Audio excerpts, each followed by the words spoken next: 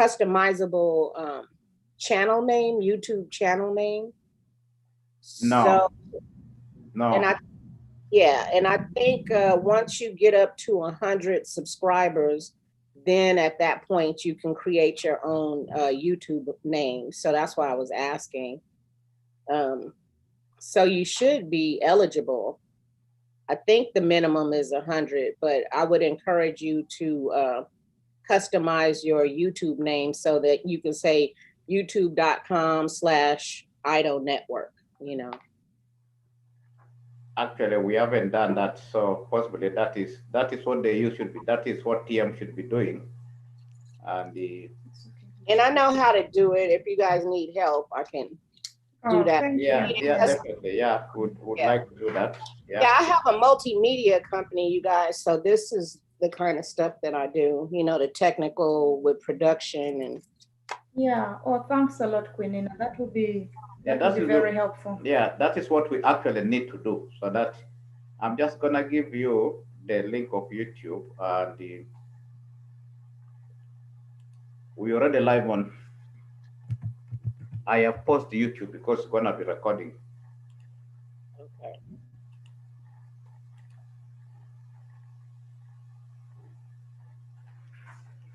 We need to put the proper name. We need to change. Try finishing this. So we need to try and make sure TM's network is okay. All right, TM, you okay there?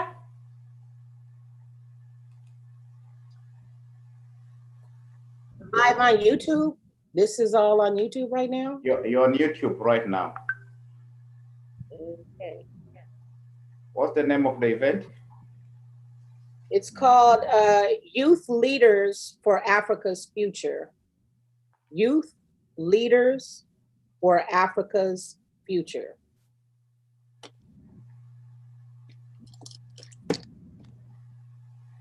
Okay, we need to put the right title.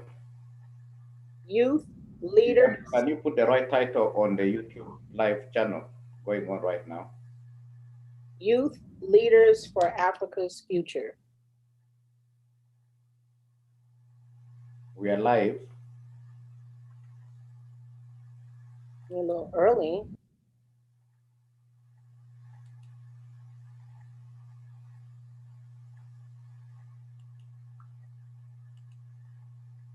I've sent you, do you see it?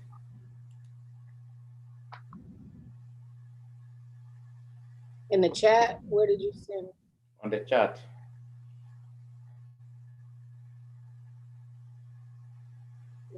I don't see anything in the chat. No, there's a YouTube link on here, on the other line. You know, got to line. We just need to change that title. Youth Leaders for Africa's Future.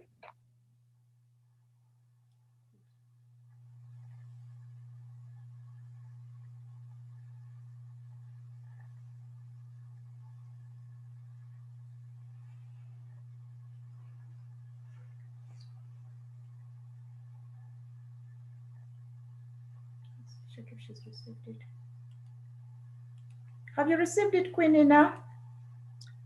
No, is this on my phone or where did he send it? Send it, she hasn't put it. There, it's gone. It's on your phone. Hello. Yes. Hello, Chairman. How are you, Your Excellency? Hi, TM, are you on? Yeah, it says she's connecting. Yes, we're ready. I'm on. Yeah, but my camera is very bad. I'm using a laptop. It's a bit blurred. 10 minutes time, yeah. Maybe the lighting. Yes, yes. Yes, please. I don't know, I'm thinking of using my phone. Yeah, try the phone and we see, because the lighting is very blurry. No, let's have clean. Try, TM, try and wipe the camera. Try and give a little wipe on the camera screen. Sorry, Your Highness. I'm just multitasking here, trying to. Yeah, just wipe your camera screen first. It might be tap some dust. Yes. Yes, there's a There's a program in the forum. Okay, I will send it to you when I get a moment. I'm just in the middle of trying to sort out this. Obed, if you're gonna go, nobody go live until 8 o'clock. Don't go live right now, Obed, because we're still in preparation.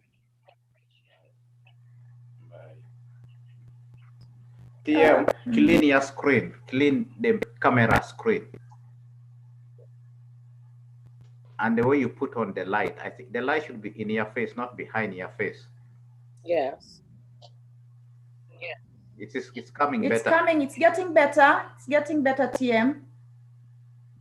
Put the light in your face, not behind your face.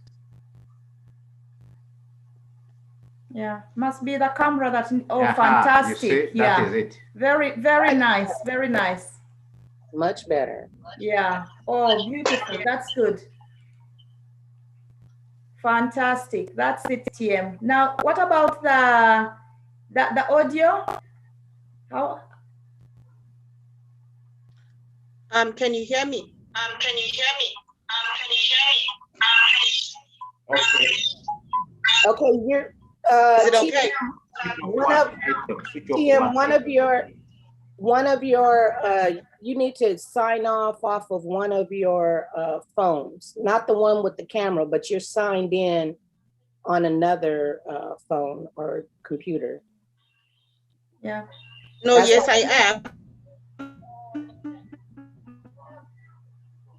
I just stopped and that it was probably double, but how is it now? Is it okay now? Yes. Perfect, perfect, all good. Obed, can you is it possible that you could come a little closer or something, because you've got this much space of kente cloth and then you look really small. That's a little better. Yeah, that's a little better. We want to see your face, your handsome face, nephew. Oh yes, yeah. Obed, we are pleased to have you. TM, you're able to connect with Obed? Yes, please. Yes. No, we spoke. I think everything is ready. We spoke before joining this Zoom. Okay. TM, just speak a little bit more, TM, because I was wondering about the slides we are supposed to share. Are we good with those? From YouTube directly, you said, the poems. Yes, please use the only one, the link that I sent you. And then there is also a slide for one of the speakers. I don't know who should I send it to, a slide presentation. You can send it to me if you want, and I can run the slide. Okay. About a year ago, I was at a major crossroads Thank you, Penina. Welcome. in my life. I had no idea where to turn or what to do. Then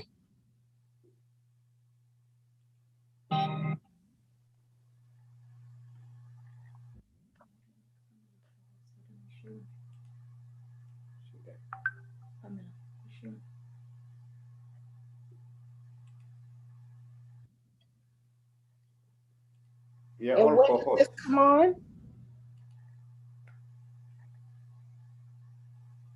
When are we gonna do, at what point do we do the youth presentation? I'll text you. Okay. I'll text you, yeah, at that point. But it's on the social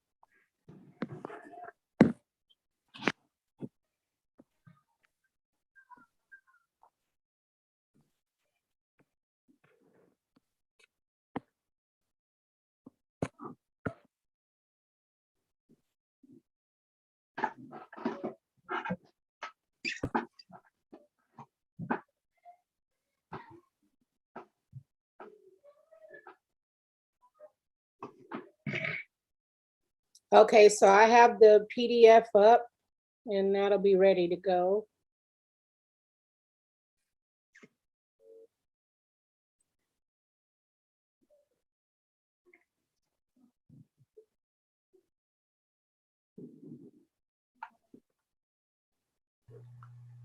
Thank you, everyone, for coming ahead of schedule. We are happy to have you guys here.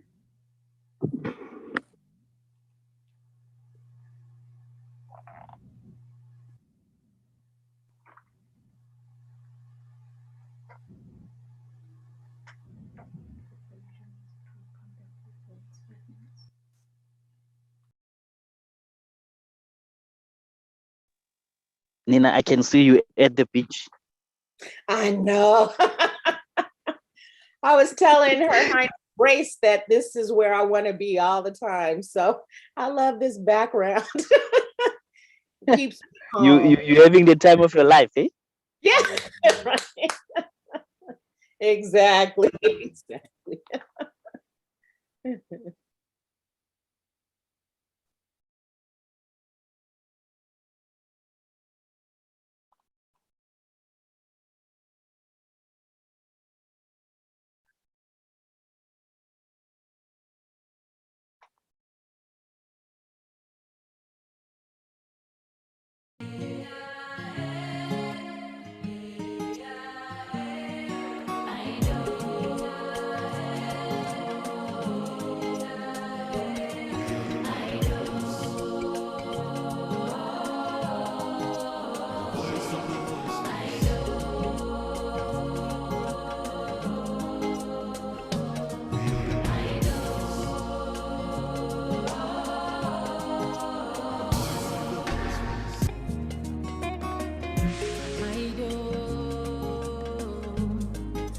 For health initiatives, I do. For good life choices, I do. For cultural development, I do. Our identity.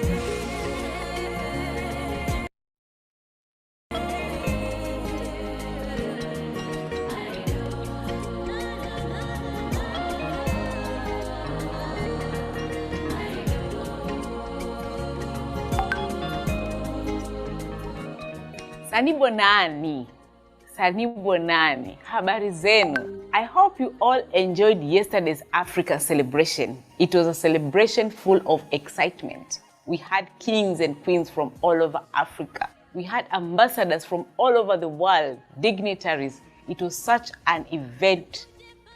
I hope whoever missed the event, you still have time. Catch us on our AIDA YouTube channel and enjoy the event. Welcome to episode 13 of the Roots of Africa program, and thank you for your continued support. Today we are going to host our youth, South Africa youth, yes, led by Thembisile Mahua. We are going to discuss about color discrimination, a topic that has been on and on for decades. Today we are going to discuss, our youth would like to discuss more about it and be able to tell us the way forward, how we can eradicate this discrimination. Welcome Thembisile and her team, youth from different sectors. You have doctors, we have lecturers. Welcome our youth and enjoy the program. Thank you very much. Thank you very much, Anne Hamburger in studio. Sanibonani bantu bezwe. I am Thembisile Mahua from South Africa, and I will be your host for the next 2 episodes. Colorism is a form of discrimination based on the color and tone of our skin. We have witnessed how the color and tones of our skin has been depicted and advertised on our television screens, on our media outlets. We have seen the lighter toned skin always being portrayed in a positive manner and used as a scale of beauty, whereas the darker toned skin is always presented in a negative light. Our skin tones have been used to separate us and create a space where we not only doubt ourselves, but we doubt our power. It is estimated that skin lightening products will reach a whopping $8.9 billion dollars in 2024. While today we speak about colorism. We are also joined by three amazing guests who will be in conversation with us today. We have Uthandeka Mlangeni, who is a mining engineer graduate from the University of the Witwatersrand in South Africa. She's also the director of Uzi Foundation, a female youth-led organization that amplifies youth development through educational, societal, mentorship programs. Find her on social media on the details on your screen. We also have Garabo Sibela, who is a final year law student studying towards a Bachelor of Laws degree at the University of South Africa. She is also a student activist and participates in the UNISA Law Students Association. Follow her on her social media, details on your screen. And our last guest is Isabella Lokotwayo, who is also a final year student studying towards her Bachelor of Law degree at the University of South Africa. She's a member of the Black Lawyers Association student chapter and is a treasurer of NADAL, a student organization that focuses on human rights. She has participated in programs by the UNISA Law Clinic, one named Street Law, which aims at empowering the communities about the law.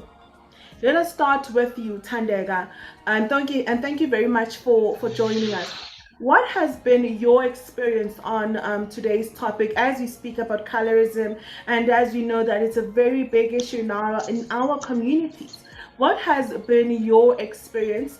We'll start with you, Thandeka, then we'll go to Garabo, and we'll end with you, Isabella. Thank you. Over to you, Thandeka. Yo, sis, you're touching on a very All right. Well, thank you. We had a little pre-video until we started the program. And welcome, everybody. My name is Queen Nina Womack. I am the founder of an organization called Royal African Company, and I am also the U.S. ambassador to IDO International. I present this Youth Day program to you in partnership with IDO, and we are here to celebrate the youth.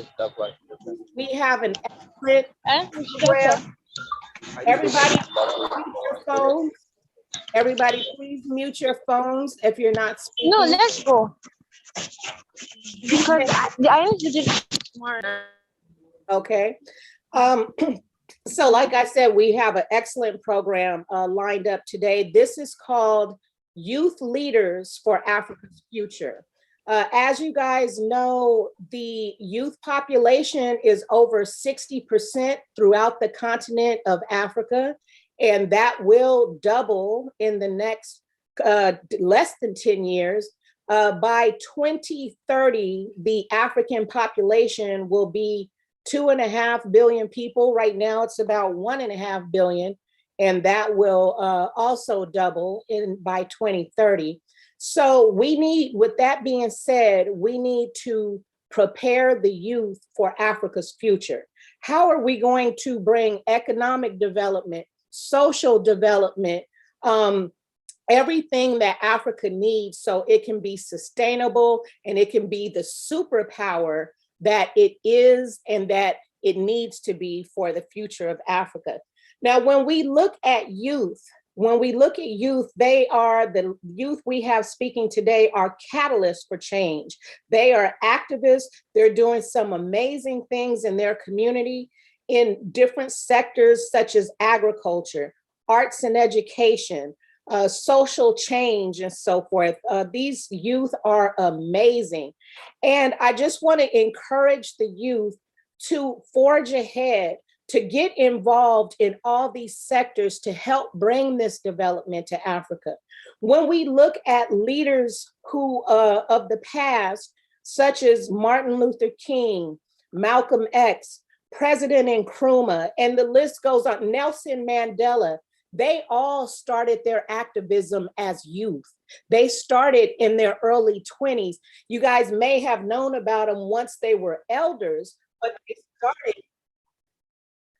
they started the work. They started their activist work to bring change to their communities when they were young, when they were in their 20s. So I hope, with that being said, that we will take away some great examples of what the youth are doing right here and right now, and what they plan for the future. So again, my name is Queen Mother Nina Womack from Los Angeles, California. I am installed as a Queen Mother in Ghana. Shout out to the central region of Ghana, my village in the Akumfi district. And let me introduce the youth to you now. Thank you. Oh, next we have Ido, a talk from Ido.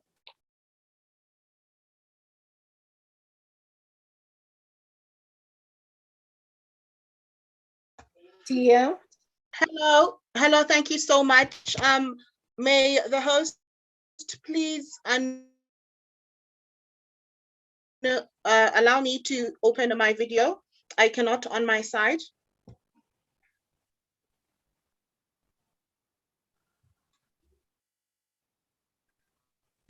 Thank you very much. Sanbonani, good morning, good evening, good afternoon. I am Thembisile Mahua, all the way from South Africa, and I will be one of your hosts today. So I am the IDO International Youth Director, and I am also the IDO Executive Secretary. But today we are here for the youth. We are here with the youth, and we are here to, to engage and to hear more about what the youth has to say. I would like all of us to please mute our mics, and we can have our videos on, it's okay, but can we please mute our mics? I am not alone. I am with my co-host, who will introduce himself shortly, and we will be driving this vehicle together.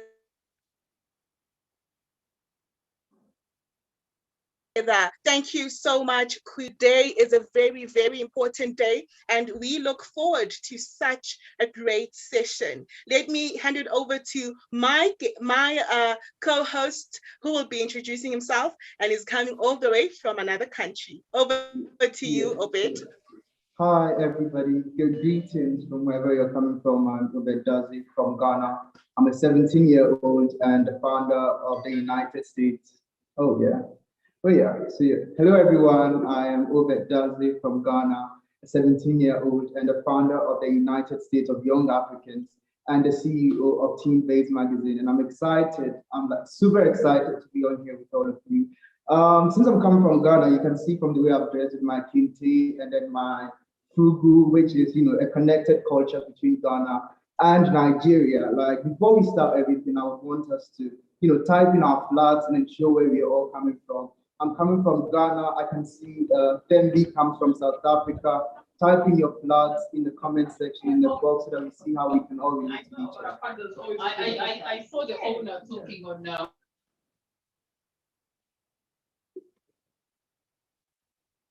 Thank you, Obed. Thank you for that wonderful introduction. So TM, if you can. Indeed, I'm sorry, my mic was muted. Thank you so much, Obed. That is the beauty of social media. That's the beauty of virtual meetings. We are able to be in different places all around the world, but still able to connect and are still able to make the change in the world. So I would like to first introduce the IDO Vice President, who will be speaking to us shortly. He is a former UN ambassador, and he is the Vice President of IDO Network South Africa. And we also have in our midst the President of IDO International, His Highness Jones Ganda. I'd like to send my greetings to you, President, and I'd like to greet all royal members present, all members of community, all ambassadors, and all protocol observed. I would like to give this opportunity to His Excellency Ambassador Namboka for introductory remarks from IDO Network International. Over to you, Ambassador. Thank you very much, Tembesile Mahua. Thank you very much, Queen Nina Womack. And then my good friend from Ghana, sorry, I can't quite see your name. Yes, Obed. It's Obed, it's Obed. Obed, yes. I've got very little to say just now, except that I was very touched by the introductory remarks of Queen Nina Womack just now, who mentioned to you all, lovely young people, because we are on the side which has gone beyond the middle age. And when we see you, the youth, dynamic, vigorous, and wanting to make a contribution to the humanity as Africa stands, we are delighted.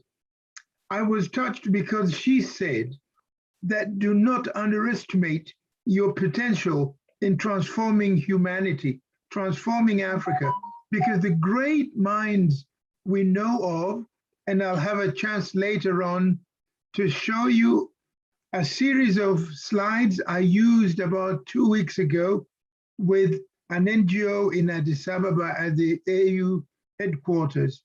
And I made the same point she just made, that people like Madiba Mandela started being a great leader in his 20s. I speak about many other people going down to history outside in Europe. Europe has very often been an example in some very good ways. And those of you who are listening will have heard about a girl called Joan of Arc. In French, Jeanne d'Arc.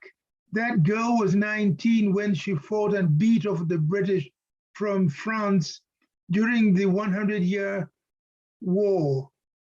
We will show some of these things youth have done. Don't wait until you're 50 to be great.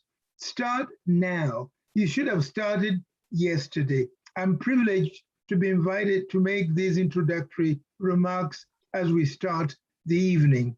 Thank you, thank you, thank you. Thank you so much. You do not have to be 50 to make a change, and you can be as little as 5 to make a change in the world, because love, makes a lot of difference. Thank you so much, Ambassador Namboka from IDO Network International. Ambassador Namboka is the IDO Vice President of IDO Network International. Please do follow us on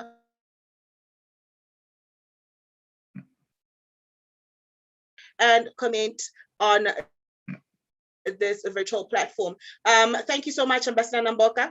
We are now going to be hearing from Thokozani Kabini. So Thokozani is a young person making a very big, change, recording artist, and we will be playing his clip. And now in this video, he's speaking against gender-based violence, a serious problem in our world right now. And this is the type of change that Ambassador Namboka is speaking about. Let us go through to Thokozani Kabini and hear what he has to say. Please do tell us where you're from, where you're joining the meeting from. We'd like to hear from you. Raise those flags high as we are joined on virtual platforms. Thank you so much. Now let's hear from Thokozani.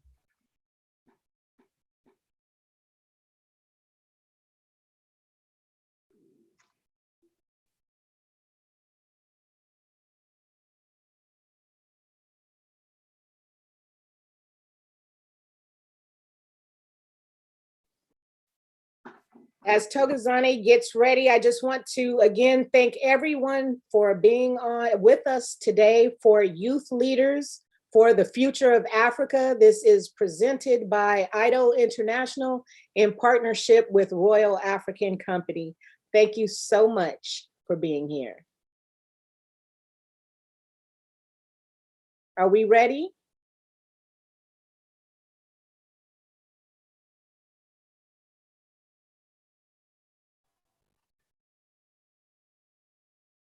Okay, so we will circle back. I think maybe let's give it a few. Okay. I think maybe let's give it a few minutes.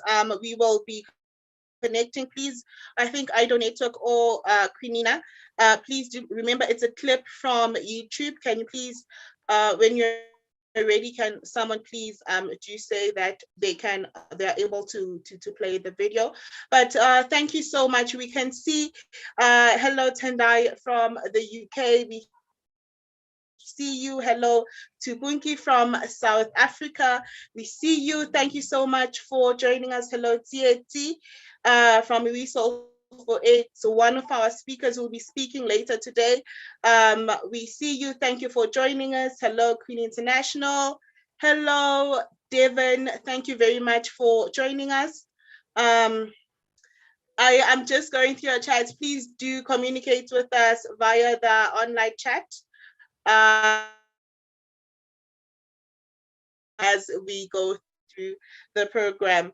I think maybe let us go to the next speaker, and then we'll be able to have Thokozani's video play after that. So I am going to hand it over to Queen Nina Womack, who will be introducing our keynote address for today. So let me hand it over to you, Queen Nina, to introduce our next speaker. Thank you so much.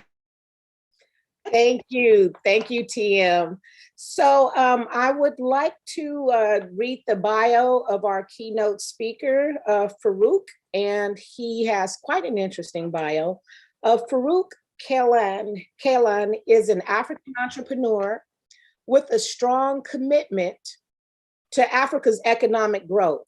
He is the Chief Executive Officer of Premium Africa Holdings.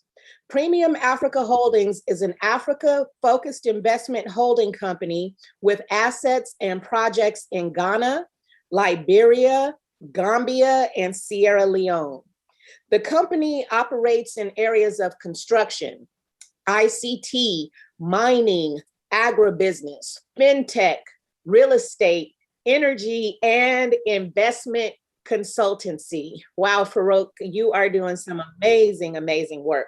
In March 2019, Premium Africa Holdings established its presence in UAE as consultants to various individuals and organizations in facilitating trade and investment between the UAE and Africa.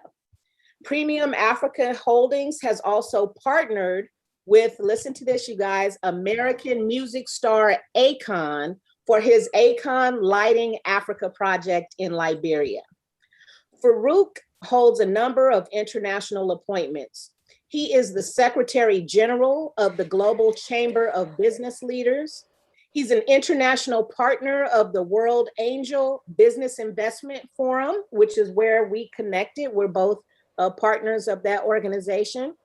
He's the founding director of the Global Wealth Council, Africa Ambassador of Asia CEO Community.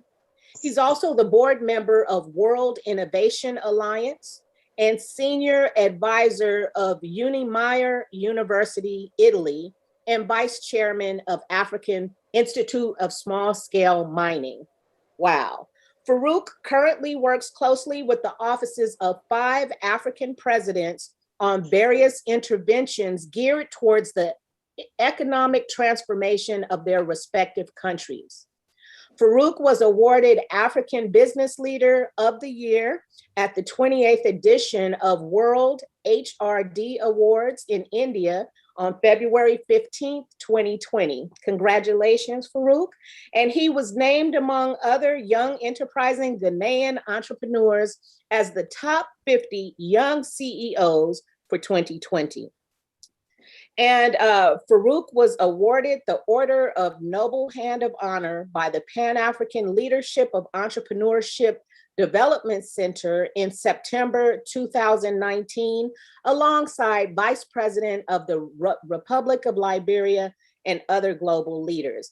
So you guys, his bio goes on, and he has some great achievements. But for the sake of time, please find him on LinkedIn to read more. And without further delay, I am honored to introduce my friend and our keynote speaker, Farouk. Let's give him a round of applause. Thank you, Farouk, for being here. Thank you very much, Nina. When you were reading my profile, I said, "Wow, that's a long profile." I'm sure one day it would just be my name and everybody will know who Farouk is. Like when you mention Bill Gates, you don't have to say much. So I'm sure we'll get there one day. Thank you so much, Nina. It's rather unfortunate I'm at the mining side. The network here is not the best, so I'm not able to do this via video, but I'm sure that at another time will come where we'll be able to, have a more live interaction. It's such a great honor to be here. Anytime I'm called to engage Africa's younger population, it's always exciting for me because in all the strides that we are making, I mean, with you also in the loop about how we can create opportunities for Africa to advance Africa's economic advancement, it is important that we draw the younger population along, because in becoming custodians to this economic growth that we're experiencing, it's important that we add a younger generation so that they are carried along on whatever that we're doing. So I really appreciate this opportunity. It's exciting for me. And I also want to acknowledge the younger ones who have made themselves available for this opportunity to be able to engage them on such an important topic about, the place of young people in Africa's future. It's exciting. Africa is experiencing a lot of, growth in various sectors of our economies, and it's important that we project these gains to motivate us and to also encourage us to do more.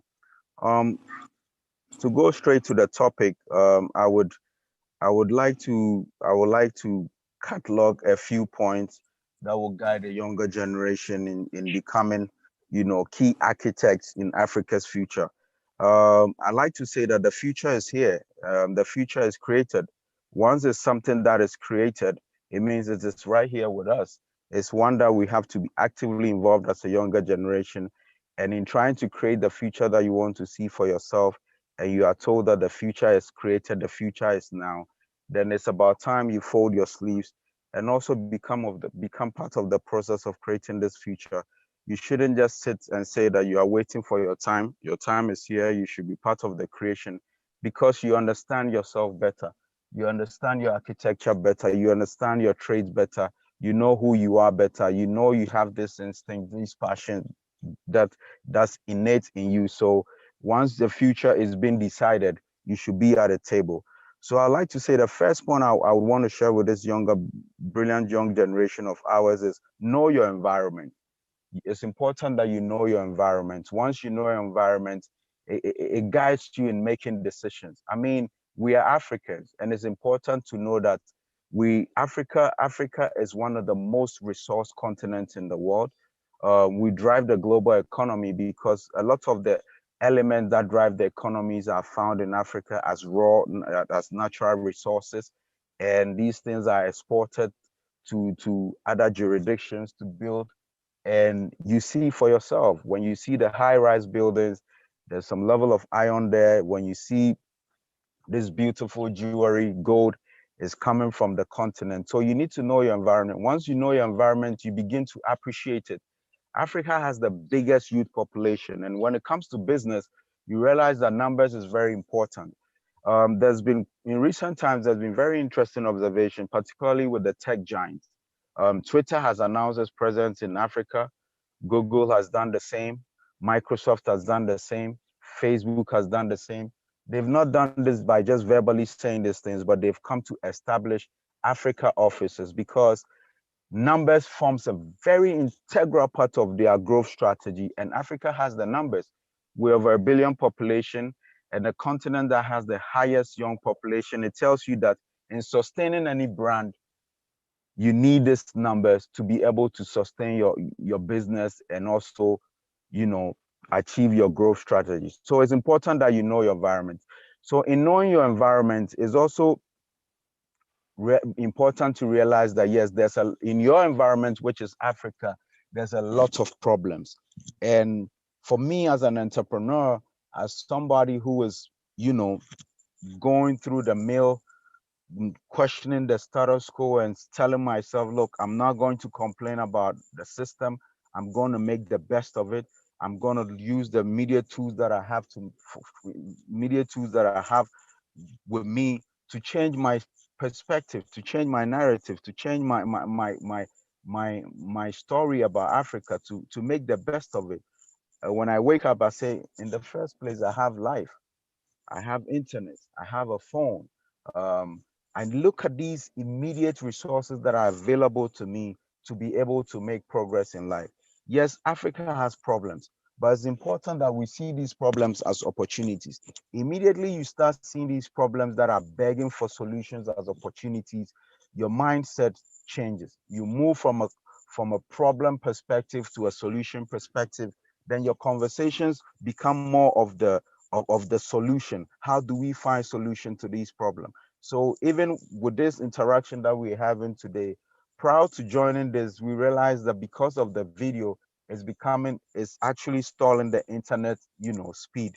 So it's a problem that has been identified. Then a question came up, but why is it like this? Then it said, oh, because we are in a mining area, there's a need for somebody to bring a certain pole. And once the person bring the pole, he can make money from it. He can actually charge, you know, the community for being able to project good internet to the community. So that problem is begging for a solution. And when that solution is provided, it brings forth gains. It brings financial gains to whoever is providing the solution. So problems in itself are opportunities. So young Africans should look around, understanding the environment. Once you're trying to understand the environment, you realize that there's a lot of problems. These problems are begging for solutions. So in solving problems, you make financial gains. So these problems are opportunities. So from today, young people should see their problems as opportunities, that as problems that are begging for solutions and are opportunities. It's very important the next point I want to make is leadership. As young people, once you decide to solve problems, you've assumed the position of a leader. Leaders are people who find solutions to problems.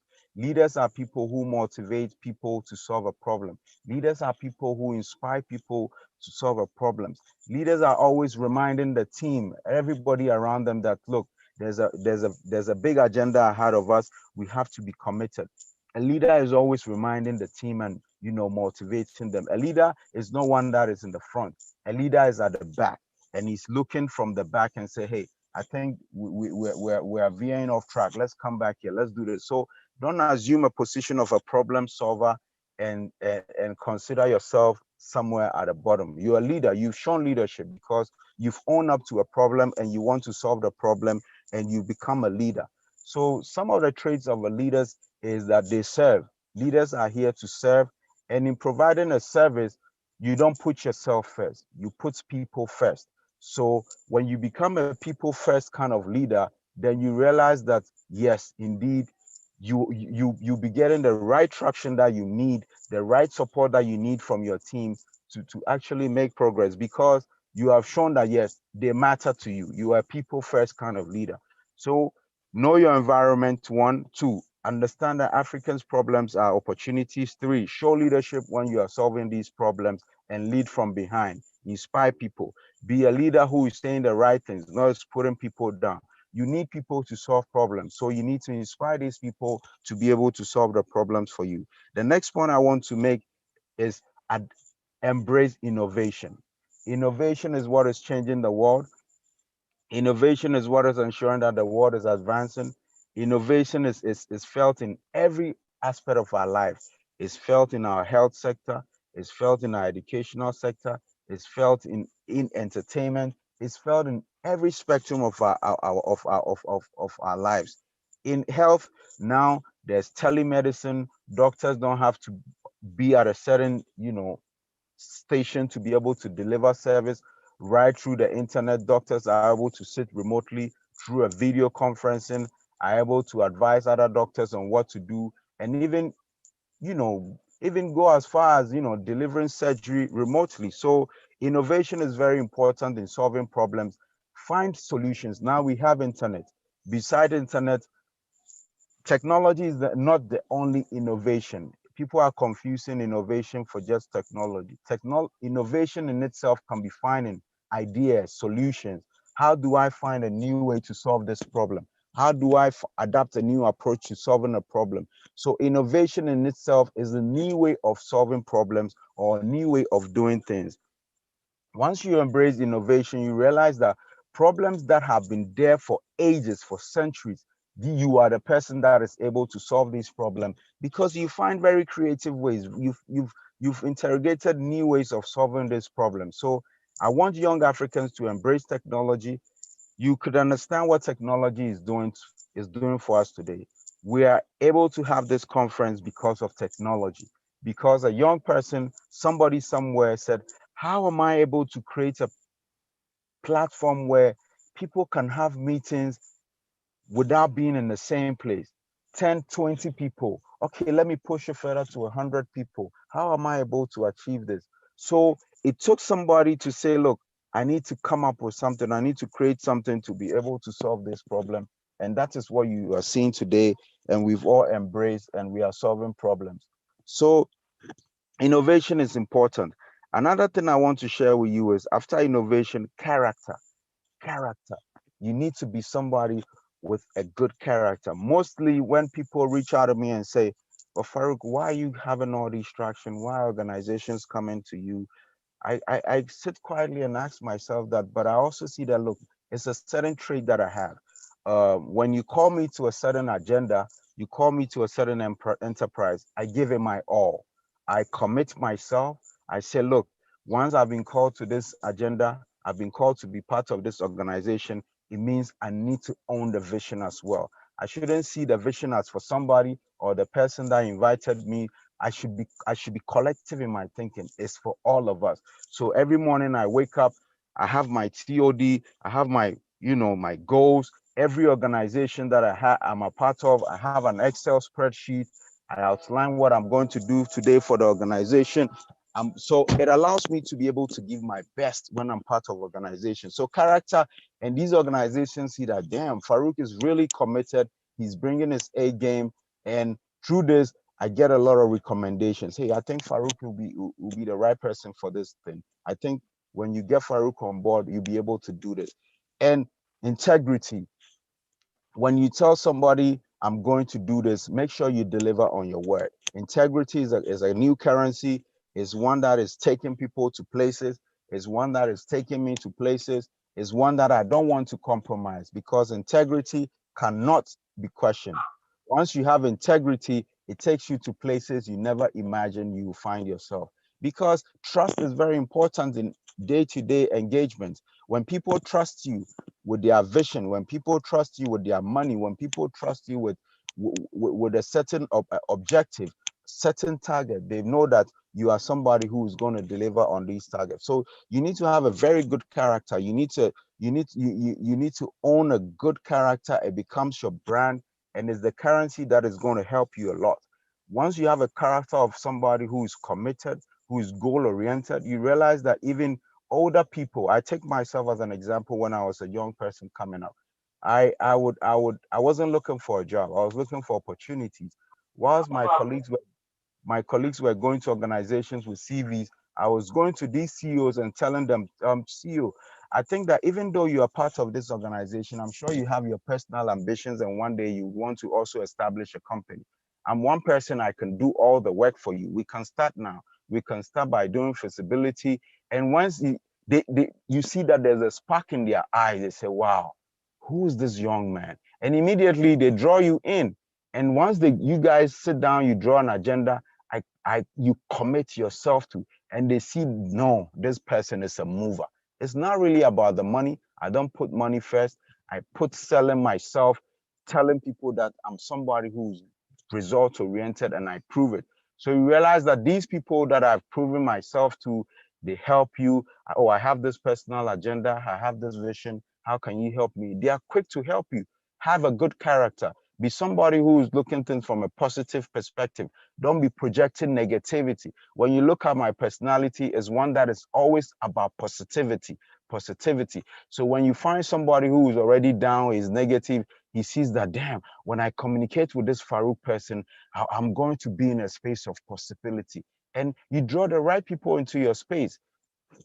Positivity attracts positivity. So I'm in a space, in a network of people who are so positive. I'm in a network, I'm engaging people like Nina every now and then. We're on the phone because Nina is also exuding a lot of positivity. And that's the kind of energy we need to drive Africa's growth agenda. The last point I want to make is that you need to stand for something. Let the world know you for something. Farouk Kailan is known for his passion for Africa, his passion for Africa's youth, his passion for creating opportunities for Africa, his passion for ensuring that young people are being told the right things, young people are being encouraged, young people, Africans are being told that, yes, it's possible. So you realize that I'm being invited into a lot of spaces. I'm invited, anything that has to do with Africa, you find me there because I've built a brand for myself. I'm known for something. I tell people Facebook is the biggest billboard, is the most cost-effective billboard you can ever have. It's a billboard that is in every country. People from Pakistan can see you on Facebook. People from the US can see you on Facebook, on social media, LinkedIn, Instagram. Project your message, sell your message to the world. Don't just go there and be dragging people down. There's so much negativity on Facebook and social media. So when you own up to positivity, to a good message, you realize that you gain a lot of traction. Find a purpose. Once you find your purpose, have a message. Once you have a message, you draw a lot of good traction to your space. So today I'm here to share with you younger Africans that Africa is a great continent. Africa, you should find yourself lucky to be part of Africa because all the opportunities lie here. Most continents are already developed. Their growth rate is in the decimals, it's in the single digit. Africa is showing a lot of growth prospects. We are yet to develop, so this is where it is. They used to say Africa is the next bounce of the ball, but no, now the ball is in our hands and we need to decide what we want to do with the ball. So it's a great honor to be able to share my perspective with you today. I'm inspired, I'm motivated that I'm speaking to a younger generation. It gives me a lot of hope. Africa's future is in your hands, and I share with you that the future is now. Future is created. So once people are sitting in boardrooms and they are making decisions for your future and you are not there, I'm concerned. Let's be part of creating the future that we want. The future is here, the future is now, because the future is created. Thank you very much, Nina, for the opportunity to speak to these great young ones who have shown that, yes, they are ready to take the mantle, they are ready to commit their time in helping Africa grow. And it's such an honor, and I'm sure I've brought some good clarity to the topic. I'm sure I've impacted them. I've brought perspective to their thinking. And thank you once again for making this opportunity possible for me to deliver this keynote address. And it's one that I don't take lightly, and I'm deeply honored to do that. Thank you very much. Absolutely amazing, Farouk. Thank you so much. You have dropped so many jewels on us, not only for the youth, but for me as an adult. I'm sure the elders can appreciate your words of wisdom. Just amazing. Thank you. And I look forward to doing business with you as we've discussed in the Yes, past. Also, can you talk about maybe to the youth about the opportunity for the youth business with the Switzerland? You had made an announcement on LinkedIn. Is Awesome. that apply to them? It does apply to them. So the Global Chamber of Business Leaders is an organization that I'm a part of, Secretary General. Also, we put youth development at the center of everything we do, and we've shown commitment by having the young business leaders program, where is to create opportunity for young business leaders, is to inculcate great leadership qualities in these young people.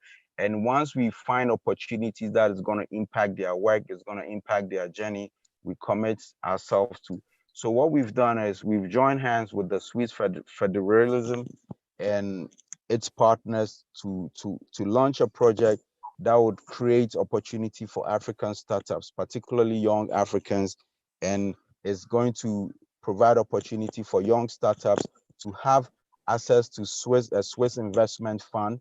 Is an ad hoc fund that will provide funding to young Africans.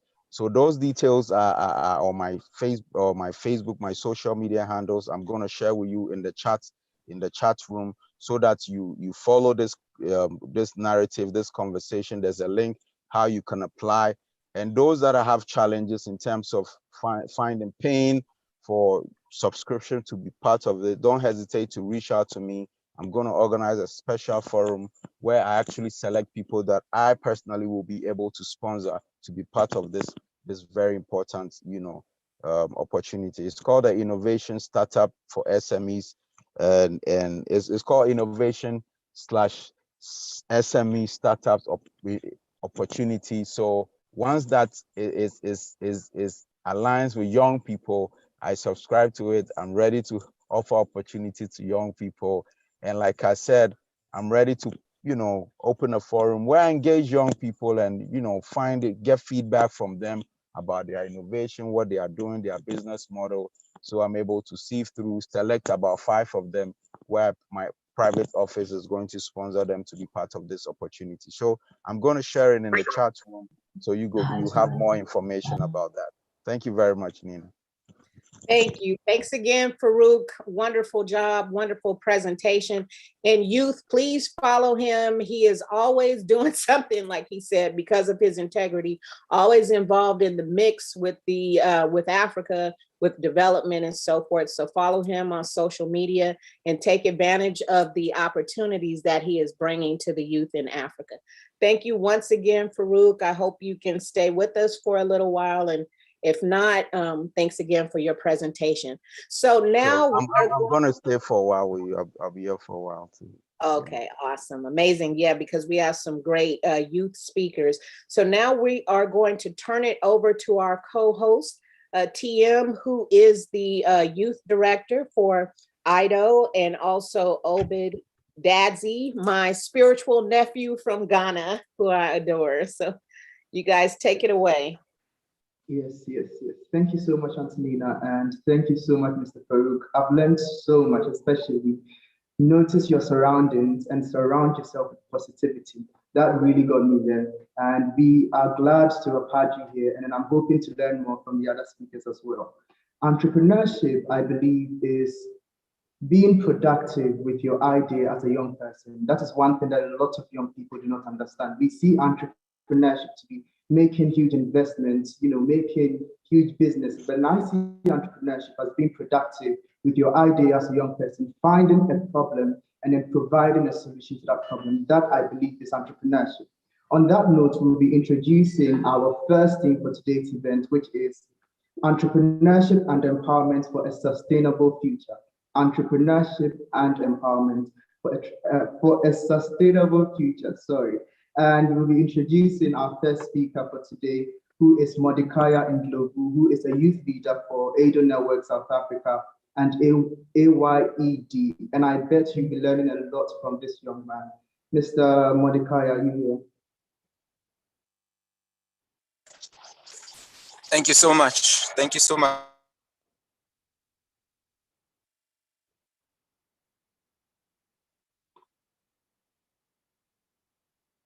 Hello. I think he's having a bit of problems with his connection. But then let me say a little bit about this young man who is involved into empowering young people and more often uniting young people from the African continent for the one African agenda.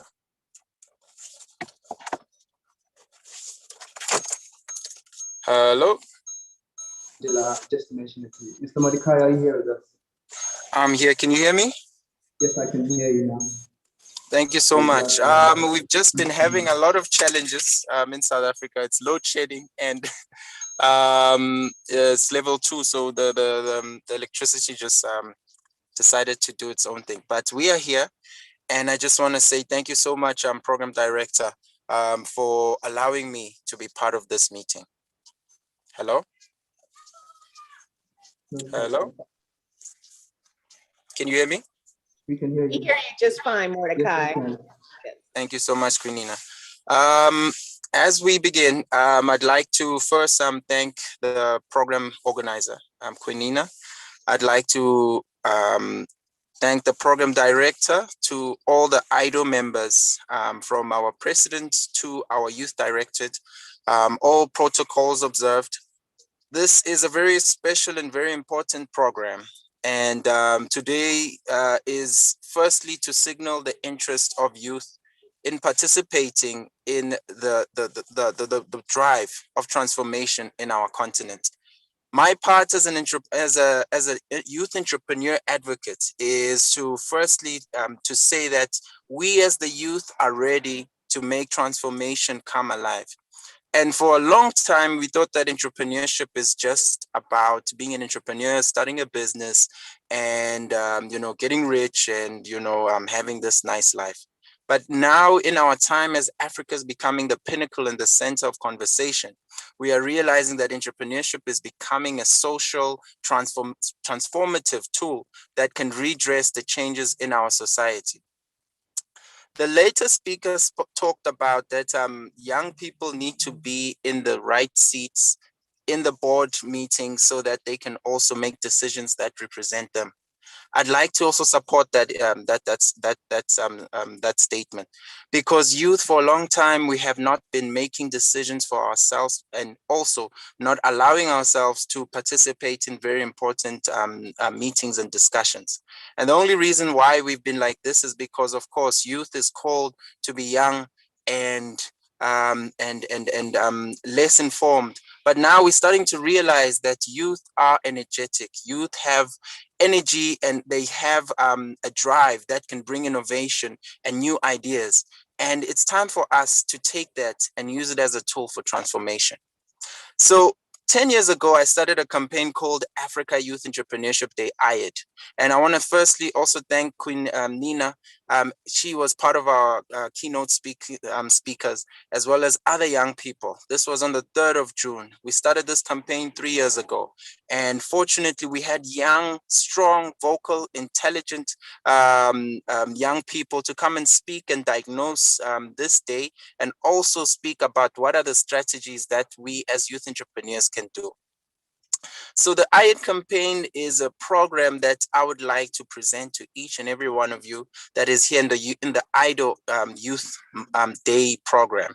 The IYED campaign is basically meant to connect youth entrepreneurs from all the 54 states of the African continent through a pool of funding that we are trying to leverage on, and also share it to the different 54 states of the African continent.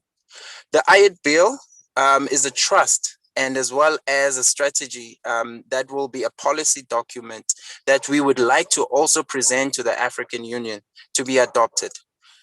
I would like to urge each and every one of you who's an entrepreneur, who's a youth activist, a social entrepreneur, to also connect with me so that you can also form part of this discussion. I want to thank each and everyone that is here. And as we continue to go on, more documents are there about Africa youth entrepreneurship there. Unfortunately, I can't put my presentation due to the fact that I had to use my phone.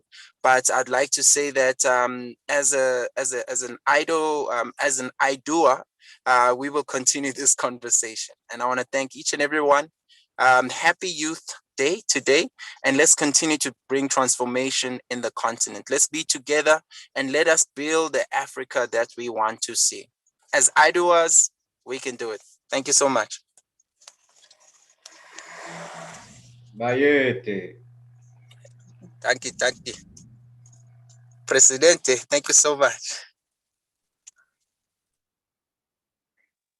Thank you so much, Mr. Mordecai. That was an interesting one there.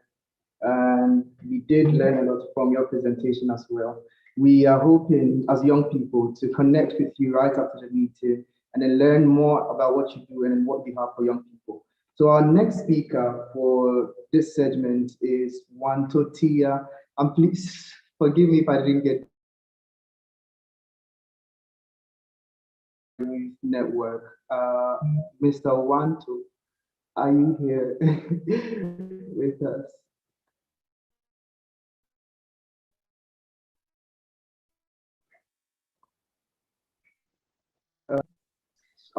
Please Go on to forgive the me. next speaker, Obed. He may have I'm different. going with the next speaker. All right.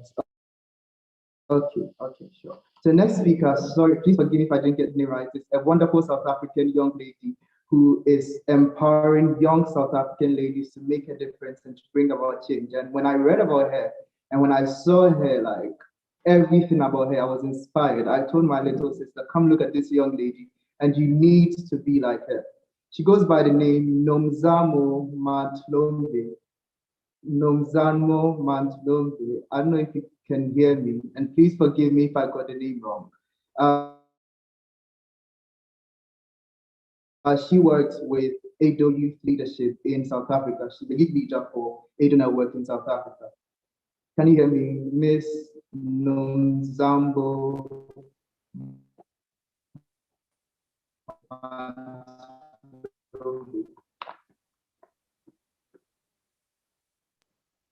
Yes, thank you so much. Obed, I lost you there a bit, but good evening. It is evening in South Africa. My name is Nomzamo Matlombe, as our lovely co-presenter of today has introduced me. Am I audible?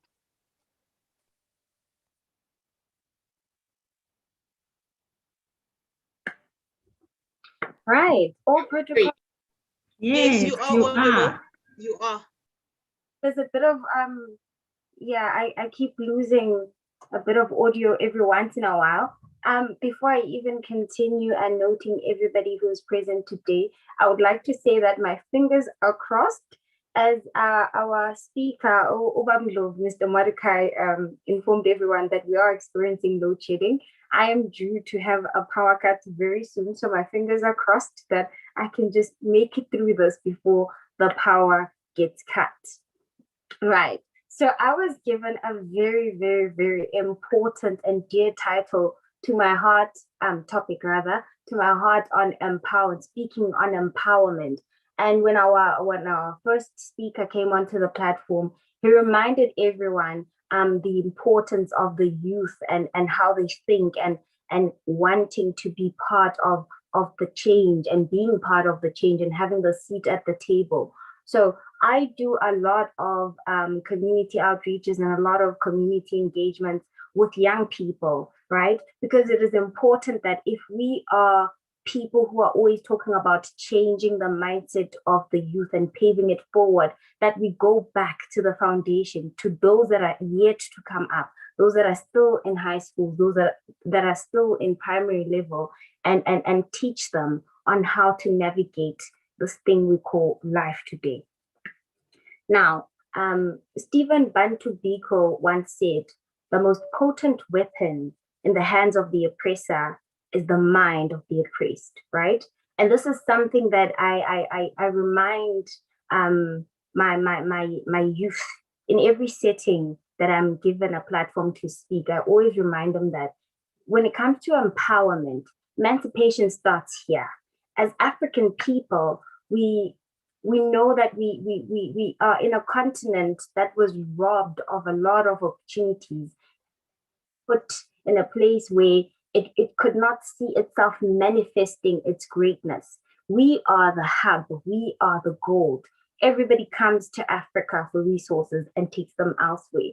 So now it is important that if we are to pave a way and if we are to bring about change in society, it must start within each and every one of us, right? So empowerment starts up here in the brain, in the mindset. A tiny bit of African psychology that is out there that was published talks about how trauma is something that is passed on from one generation to the next. So it's hereditary, like a disease. And within the African continent, mental health remains a big topic that still needs to be explored more, still needs to be invested in more, so that we can understand certain concepts of what happened back then, right? Because as African people, we live through this notion, this idea, we come in given a backpack of indigenous knowledge. So for us to be able to continue preserving the riches of this indigenous knowledge, we need to understand the lives that lived before us and the lives that are living today. And so then we can uphold and support the lives that will live tomorrow even better with the right equipment in terms of mental wellness, in terms of understanding what the youth can do with entrepreneurship. Because it always saddens me that we in South Africa, especially in our communities, you see a lot of mini startup spaza shops, you see a lot of mini startup chicken dust, chisanyamas, but it never flourishes into its greatest potential, because at the end of the day, person who comes onto a platform and starts something but does not necessarily have all the support that they need in terms of finances, in terms of the knowledge, and in terms of even a mentor, somebody who can just show you the strings that this is how you go about doing it. So as young people, I'm always fascinated when I'm in a room or I have a seat at the table with young people who are so determined to break the mold, who are so determined to work together and not necessarily handouts, but who say, we are here, and it starts with a conversation, and through a conversation and through the sharing of ideas, we can be the drivers of change. So today, I would like everybody to remember that as African people, a lot of our thinking, a lot of our concepts and conceptualizations have to do with who we are. So we need to take back and claim back who we are. It shouldn't be an esoteric view, what it means to be an African. It should be a generic view. It should be known by a person in Australia. It should be known by the entire globe that to be an, but we constantly find ourselves in spaces where we need to remind people that just because I am African does not mean this. We are aware of the social ills, we are aware of as African people, but that does not and should never define who we are. Everything from Africa, the roots of everything. We are the pioneers, and cultural appropriation is a real thing because we watch social media make use of certain African concepts and borrowing them and stealing them and actually making money out of them and making them a trend. But we as African people are sitting here thinking, this is not something that we had to create. This is something that we were born into, or something that we were born. It comes organically, it comes naturally. So I'd always like to remind everyone that as African people, we are the initiators, we are the drivers. And when we enter a space, our presence is felt through what we share. And when we part, we are remembered as the change drivers of Africa. With that being said, ladies and gentlemen, my power cut is going to start any minute now. I'm going to try and preserve my battery so that I do not disconnect and carry on attending the event and listening to all the speakers that we have here today. It is very, very, very insightful being here today. From the first speaker to the second speaker, Mr. Mordecai Ndlovu, I would like to find out more information because we do a lot of community engagement and outreaches, and young people are always asking if there are entrepreneurs that are out there who have opportunities, who can link them up, who can mentor them. So please, if you have contact information that you can share in the space, I would very much like to know that. Thank you so much. Thank you so much. Thank you so much. That was an excellent presentation out there. We are the pride of the African continent, and anywhere that we go, our presence should be felt. I just saw that Mr. Wantue Tia, I don't know if I got the name right this time around. My apologies, just joined from the African Youth Diaspora Youth Network, a youth leader from the African Diaspora Youth Network. Can you hear me, Mr. Wantue Tia? Yeah, sure. It's Wantue Tia, Wantue. Yeah, you got it right.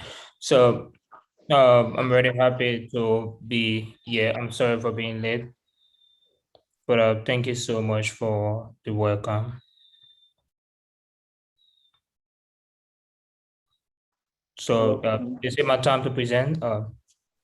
Yes, Wanto, it's your time, so you can go for it. Yeah, Let us know all that you're involved in. If you could do a brief introduction and then some words about entrepreneurship and empowerment, please. Thank you. Thank you so much. So basically, my name is Wanto, and as most of you didn't know, I am a youth steering member of the Department of Global Communication at the UN. I'm also the chairperson of the African Youth Diaspora Network, and I am an advocate of multiple international awards winner. I'm a Diana Award winner. I am also the Obama Foundation Fellow, a President Reagan Foundation Presidential Leadership Fellow, and also I am advocate for African Youth Development Index and also social justice reform in Africa, and with so many other accomplishments that if I try to go through them, it will be like too long. So, but I'm tremendously privileged to be here. I am a Liberian, a proud one. Liberia is located on the west coast of Africa. It's bordered by Sierra Leone, Guinea, and also on the south by the Atlantic Ocean, and Ivory Coast as well on the east. So I was initially provided a topic to speak, but Lena, she asked me to speak on social justice, and then I would just speak about African empowerment and entrepreneurship. I promise not to be long. I know definitely we all are Africans, and I'm definitely sure this is a very tremendous group of participants, 32 out of specific space. It shows that we are very excited about issues that has to do with Africa. And I just want to appreciate the organizers for putting such a very unique event together with such a very good presence of participants. When we speak about African youth development, we speak about a continent that basically has very huge, enormous challenges. And there's one major crisis that I usually speak about is the fact that we have so much internal conflict in Africa. And when we say internal conflict, we have, first of all, country-led conflict. In my countries, we have issues on gender-based violence and sexual and women's rights. And then we also have other countries that have conflicts like Nigeria. We have the Sudanese conflicts that haven't shown greater cause for resolving in their totality. And this conflict just shows how much we need to push out for continental solidarity. Because when we have basic continental solidarity, it leads to national progress. Rwanda is a case study for how they had transcended from a country of lasting conflict to a country that's leading role model for economic progress around the world. So one thing that I would definitely speak about is I believe it's important to foster something we call inter-regional collaboration for youth development in Africa, because if we build that sort of inter-regional collaboration for youth development, we can be able to like put on a national framework where young people from all across the different countries in Africa can provide ideas for implementations, can also provide ideas for youth solidarity, and can provide ideas for continental solidarity as well.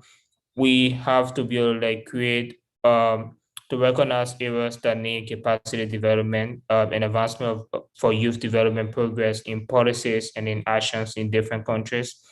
When we look at the statistics in terms of what's the population of Africa in terms of youth, pretty much youth are more dominant.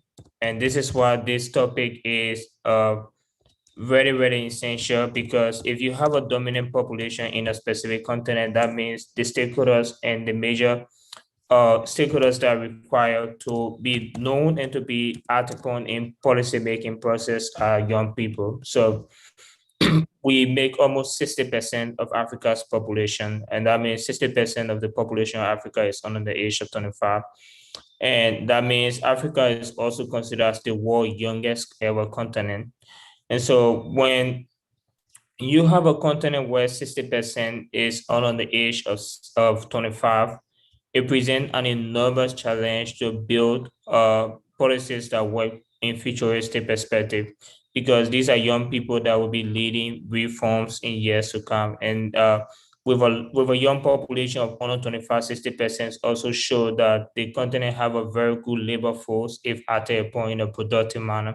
And that's where entrepreneurship and businesses come about. But in our solution to entrepreneurship, you have to have country-led reforms where several countries in Africa still below the least developed country medium. That means we need to be able to first reform our country individually, where we can have, to some extent, a better status of living for people who are in Africa. That means changing the status quo, enhancing something we call maternal mortality, or enhancing the declining rate of child mortality, enhancing better healthcare and infrastructure, having a more robust educational sectors, and also promoting a space where young people can be acculturated in the governmental spaces. Because if you have 60% of the population in the age of 25, you should be able to breed young people for leadership role and development. This is where I believe that it's important for young people to embrace the political process in Africa, because if we embrace the political process in Africa, we are building out a breed or a generational breed of thinkers and leaders for tomorrow. Because this is the narrative. We have a population of less than 60% being Africans. Youth population under 25, 60%. In the next 30 to 20 years, you will have that population being transcended into an Asian population. And if that population is not prepared enough for governmental leadership role, you will still have what we call leadership deficit in Africa that have created tremendous crisis. And if I say tremendous crisis, that where internal conflict come about. We have several internal conflicts ongoing right now as we speak. The crisis in Nigeria have not been resolved as we speak. The Ethiopian crisis is still at a very huge peak. The crisis in Sudan have not shown that policies can work out this way. Central African region still have challenges with militants group and also the governmental setup. And I think we need to be able to first, as young people, see means of how we all can be able to resolve these issues as Africans. As an African, I remain proud of where I am, and I think we first have to have continental patriotism. And even in the diaspora, I believe if we formulate a holistic African-based diaspora solidarity, where young people in Africa can see Africa as a space of investment. Because when I was at the UN at the ECOSOC Summit, something that I really pushed for was the idea of having what we call Something that I already spoke about is the idea of having Africans being full of patriotism, the continental patriotism of investing back in Africa, because we have a very large breed of workforce in the diaspora. We have a diaspora that is filled with different professional narrative. We have young people in the diaspora that are well capacitated. We have Africans in the diaspora that have gained knowledge that can be used more effectively in Africa than here. But what is the problem? The issue is we still have policies that that shy away Africans in the diaspora from returning back to their country. And one of those policies in Africa, the concept of embracing dual citizenship is still far removed from most countries. And if you don't embrace dual citizenship, Africans who may have migrated because of some circumstances don't see themselves part and parcel of governmental reform process. And I think that's where most of the policies have been shaped. When it comes to justice, social justice issues in Africa, I think one thing that we would definitely see is that women's rights is just a fragile conversations. Women still haven't received the kind of right, deserving respect that they need. When we speak about women's rights, that means inclusion in government. We speak about women protections from violence and sexual-based violence, like SGBV. When we speak about women's rights, we speak about a space that provides capacity for women to compete with men in the right media. When we speak about women's rights, we mean having a holistic support for the embracement of women education. So many countries can give you a case study of how poor their support for women's rights have been, specifically in Africa. And I would definitely list some of those challenges we have had. One is we would definitely see that women don't have access to inclusion in governmental process. And even though we may have something we call patriarchal and misogynistic growth of certain views in different countries where people still have the concept that women should not be inclusive in higher posts or higher decision-making process. But my country is a case study of how we have transformed from that narrative. We projected the first ever female president in Africa, President Ellen Johnson Sirleaf.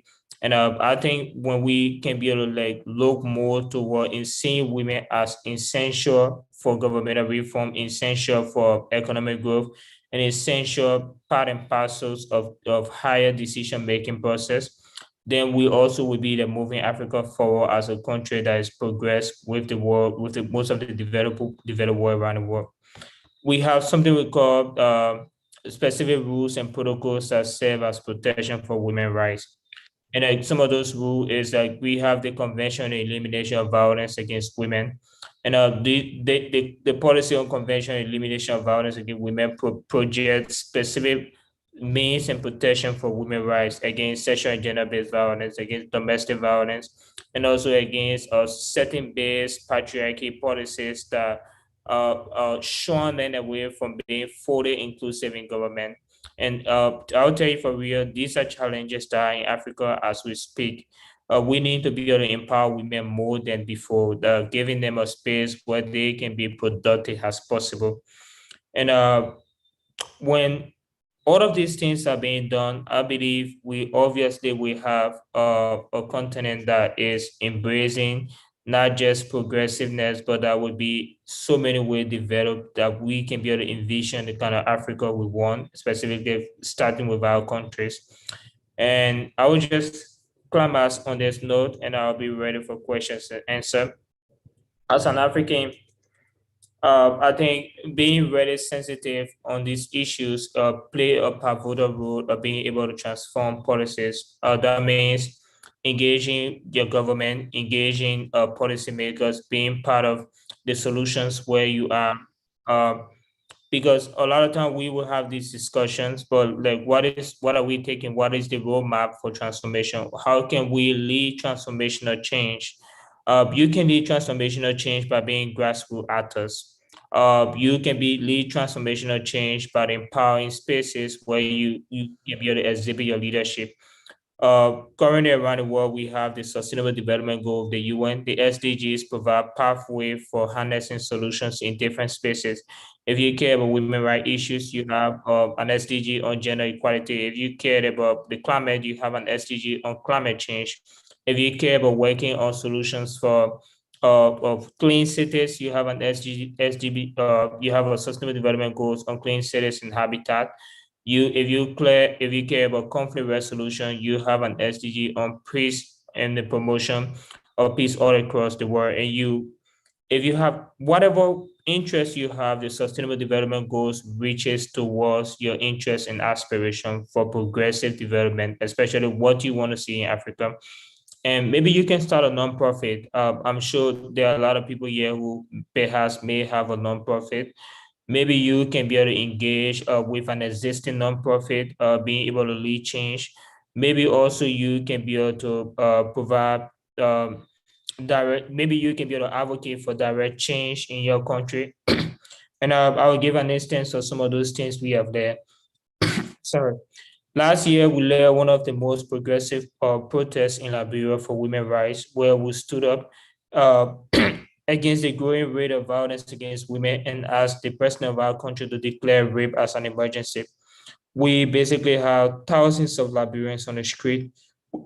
We organized and we led that protest because we felt there are so many ways we can contribute to African progress from the national standpoint.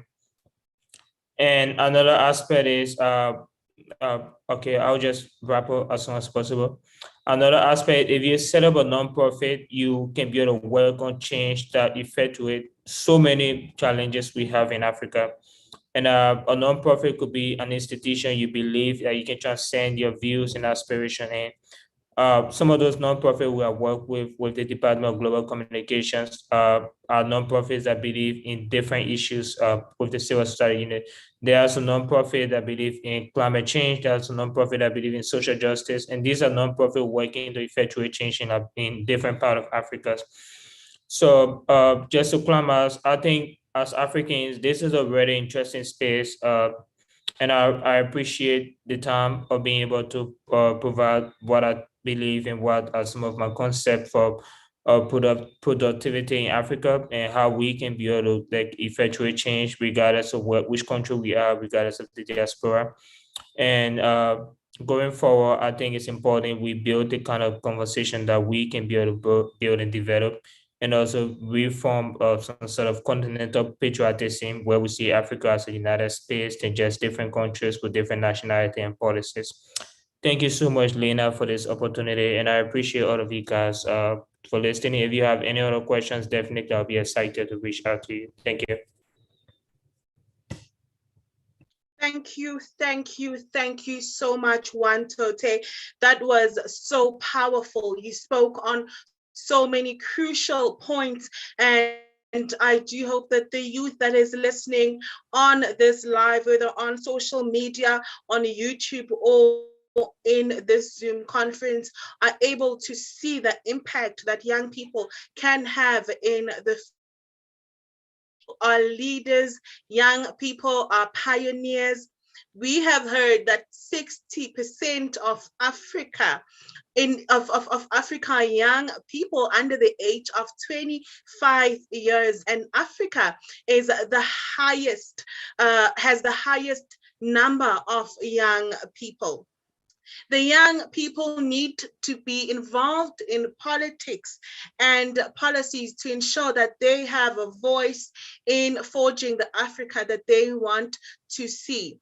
And we have also learned that in everything that we do as young people, we need to ensure that we do it with conviction, that we do it with integrity, because integrity is the key that will open the doors to opportunities and development. And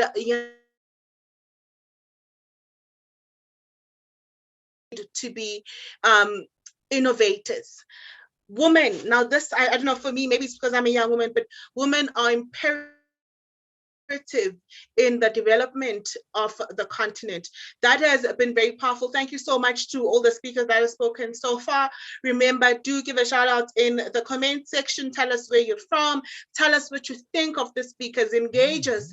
And as you have said, every speaker that has spoken today has said that they are available and they will be there for any questions. Remember, we are going to have a question and answer section at the end of the program. But for right now, speaking about gender-based violence and is using arts in advocating against gender-based violence. Let us protect our women, let us protect our children, and let us protect our communities. Let us hear from Uthokozani.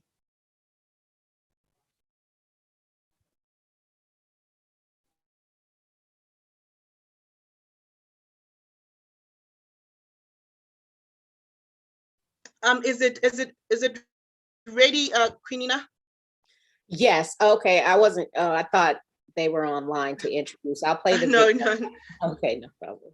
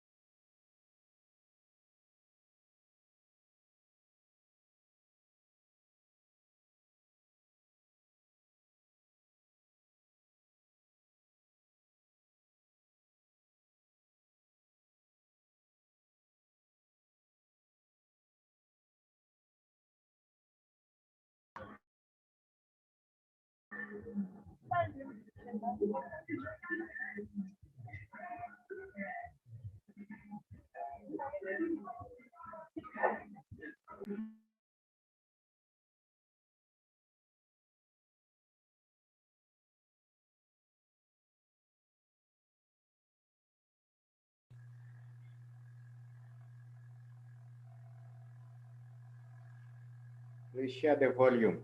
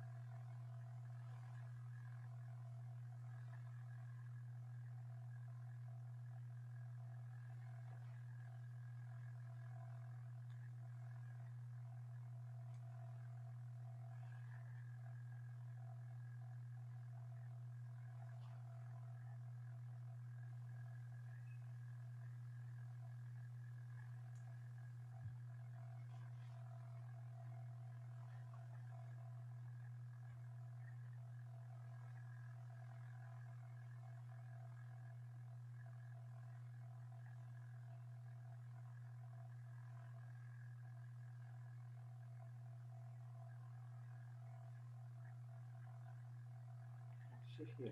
She can't hear share one side.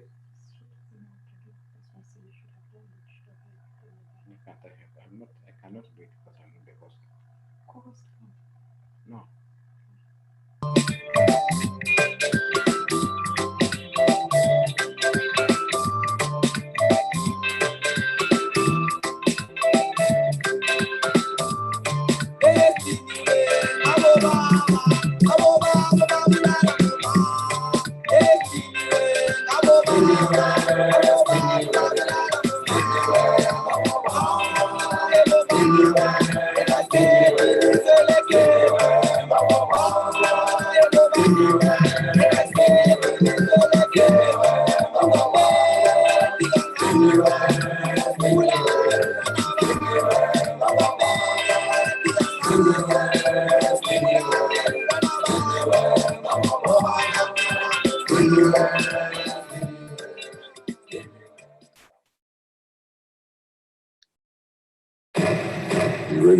Oh yeah.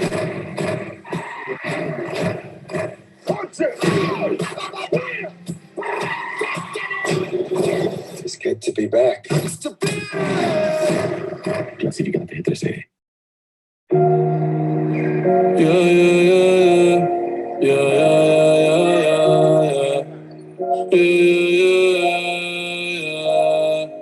Una noche más y copas de más. Tú no me dejas en paz, de mi mente no te vas. Aunque sé que no debo, ay. Sorry about that. Let's play his video over because it was very important. I was on mute. My apologies. I didn't know if I'm on mute. You guys couldn't hear the video. So we will try it one more time. As I said, can you guys hear me? Okay. Yes, Hello? we can hear you, Queen Nina. Okay. You're audible. Okay, great. As we reset that video, I will share one short video with you. This is to bring solidarity. We were planning on playing it later, but I will find the reset the link to the previous video. This is called One Africa, and it is by the I manage a Afrobeats artist in Nigeria named Obakin, and this is his video. So enjoy. Obakin, King Cans, you're now with DNA reset. Africa to shine. You know, coming back home is a DNA reset. On flights. All night long. Jalon the barber finally made it home. I smelled her.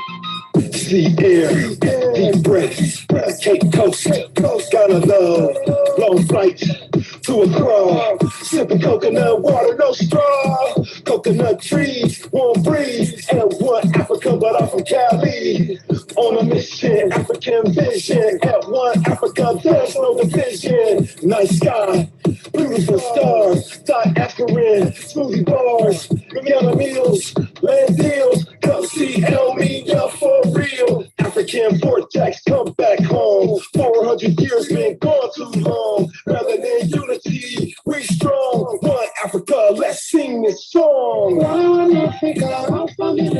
One Africa, our family. One Africa, our family. One Africa, our family. One Africa, our family.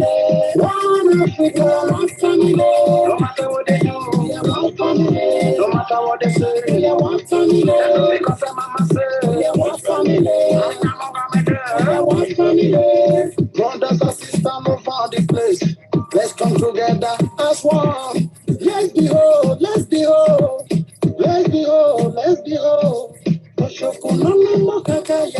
No matter what they say, them only make it to the flower, say you put a mess, baby, I'm gonna give it to me every day. Oh, Shokuna, yeah, yeah, come on, come get it. Come on, get it. Oh, come on, get it. Yeah, yeah. It's our time to shine. It's my time to shine. Africa to shine. One Africa, our family. One Africa, our family. One Africa, our family. One Africa, our family. One Africa, our family. One Africa, our family. No matter what they do, we are one family. No matter what they say, we are one family. Because mama say, we are one family. We are one family. One Africa, our family.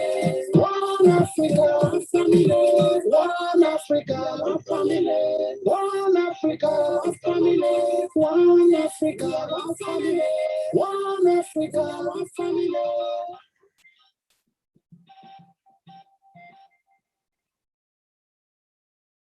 All right. Wonderful. We are One Africa.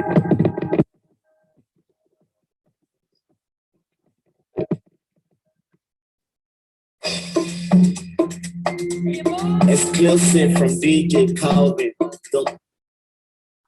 All right. Okay, so TM, do you have a few words while I or Obed while I reset? About a year ago, I was at a meeting.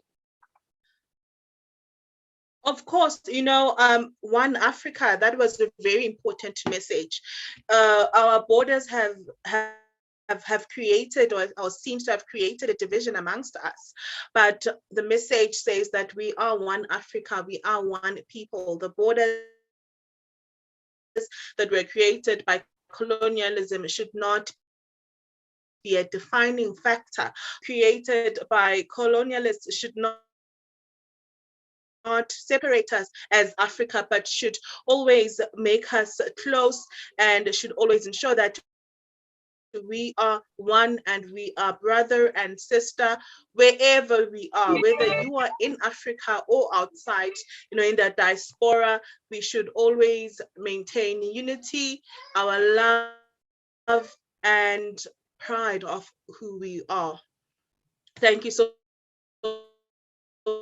much.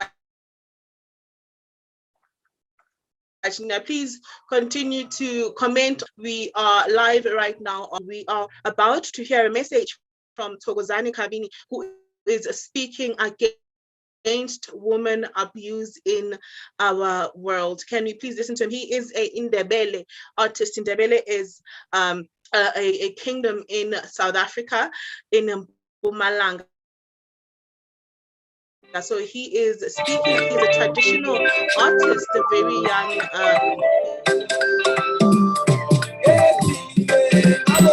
So let us hear from Thokozani Kabini right now.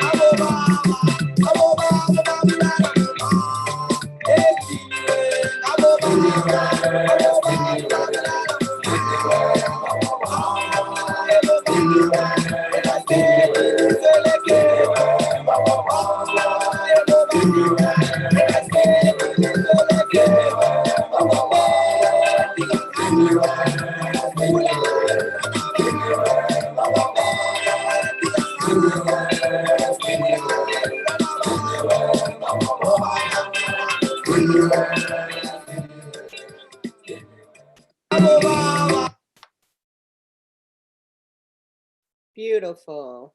That was amazing. Thank you. Great job. Indeed. Thank you very much. Thank you very much, Queen Nina. You know, I know there's a language barrier, but the song means that we are tired of the abuse. It is an outcry, as you can see by the body language in the video, for men to stop abusing women and children. We will be moving right along. Thank you so much for joining us.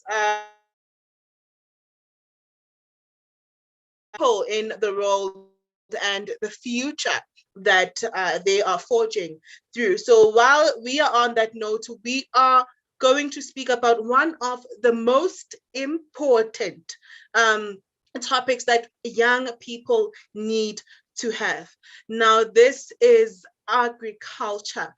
We are going to hear about what the future of Africa's agriculture is, and what these young people have to say for us today. I'm just going to please request you to please keep your 5 minutes. If you can, please make it below 3 minutes, because we do not have much time. So we will go right through Benjamin Brockery, who will be our first speaker under the segment, The Future of Africa's Agriculture. Benjamin, are you here?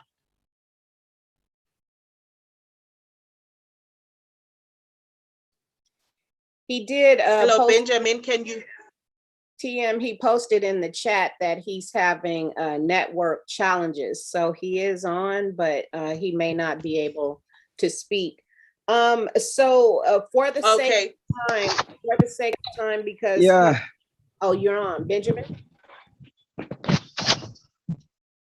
There you go. Okay. So he is on. Benjamin, welcome. Benjamin Brockery is a youth that I'm working with from Sierra Leone.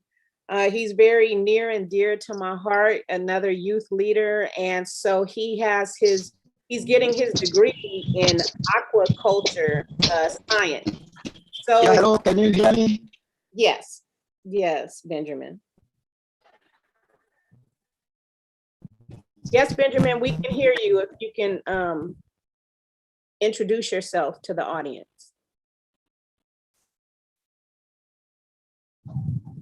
Hello?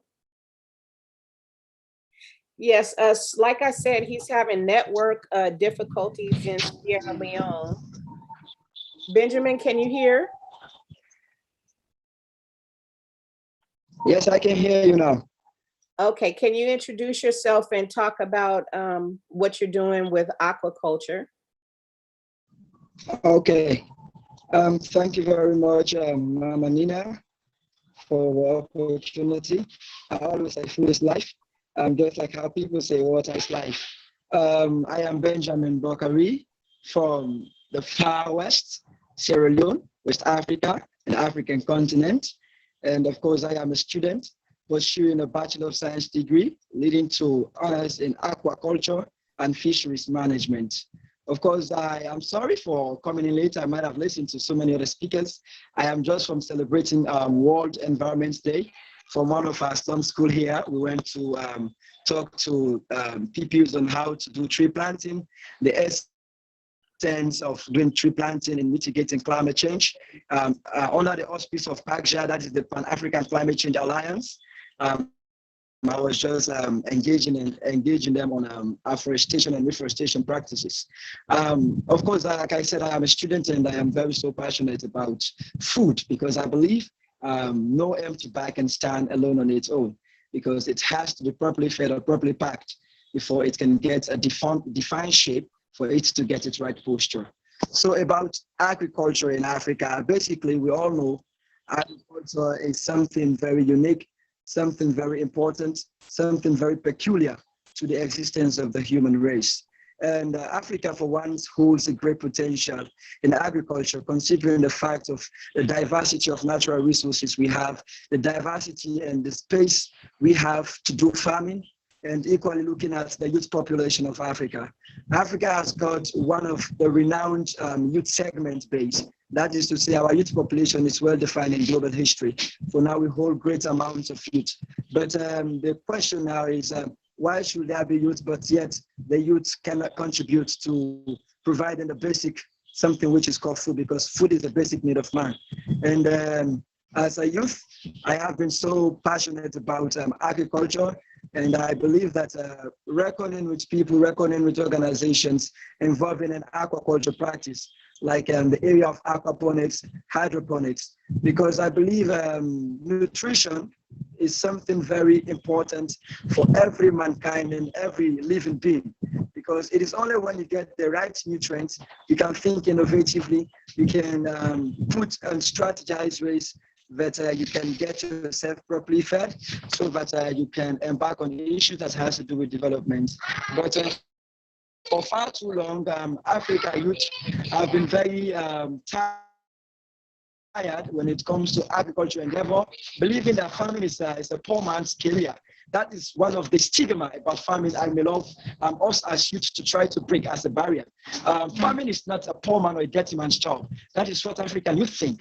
And it's because basically it has been conceptualized by some people like if you are not an education, if you are not educated, if you are not in the best universities in the world, your last option is for you to be a farmer. No. You can be a professor, but at least be a farmer, because the more you invest into agriculture, looking at the economic return of agriculture, looking at the problem-solving potential of agriculture, in the area of aquaculture, for example, aquaponics, you see, agriculture holds great potential, and not just providing food, but equally providing economic and employment facility for youths. As a youth of Africa, I believe that in agriculture, I can be able to create space for other youths who might not get the chance to go into formal institutions to get a formal education, but they can equally get that as an alternative livelihood of sorts. And I believe that when people come together, if you cannot do the farming physically, you support people who are doing the farming. This is what we are asking for in Africa. We don't need everybody to be farmers, but we need people who are there in their mightiest number to promote the cause of agriculture. Because even according to African Development Bank, it is clearly spelled out that agriculture will be the next industry of multi-billionaires. But then you ask yourself, what are you doing to be one of those billionaires? And then I will ask myself, I have to start the dirty work now. Because if you want to get that healthier money, you have to start doing the work yourself. Aquaponics, for example, holds great potential in the technological drive in the aquaculture system, because we believe that fish is an important animal protein source for the human body. And we believe it has so many contributions to not just building the mental or the mind of man, looking at its component in terms of nutritive value, but it's equally during the production of fish, you can get different types of chain. That is the value chain along the aquaculture unit, wherein people can create their own niche as a business drive, as a business venture, as an investment opportunity to see how they can salvage the problem of food security. Of course, food security is one important thing according to the Sustainable Development Goals that should be achieved as against 2030. But then I will ask myself as an African youth, what am I doing to make sure that we attain a height wherein every African home has at least sufficient food to feed themselves for a day? Then if that question is not answered, what are the rich people doing? What are people who have the chances doing to solve the problem? Because we cannot solve the problem when we still have the monies in our pockets. We cannot solve the problem when we still have the monies in the bank.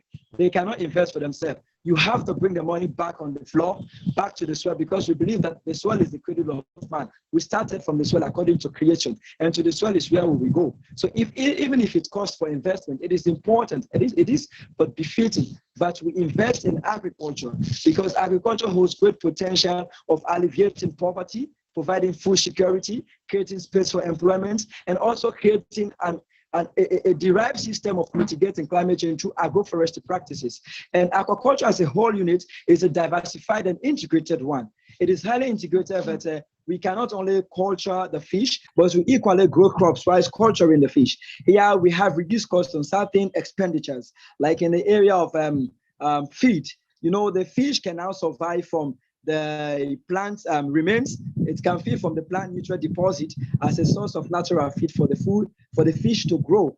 So aquaponics is one of the greatest technological development so far in the aquaculture industry, but needs great establishment in terms of investment opportunity. So I may like to beseech many people that they try to engage themselves into agricultural investment, because entrepreneurship on its own is a very big field that every man has the potential to make himself self-reliant.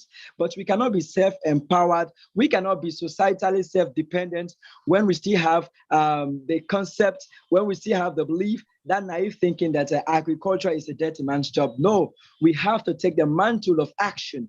We have to probe into the details and see the potential of investment and see the problems that agriculture can solve. We have the space in Africa. We have the natural resources, both actual and potential natural resources.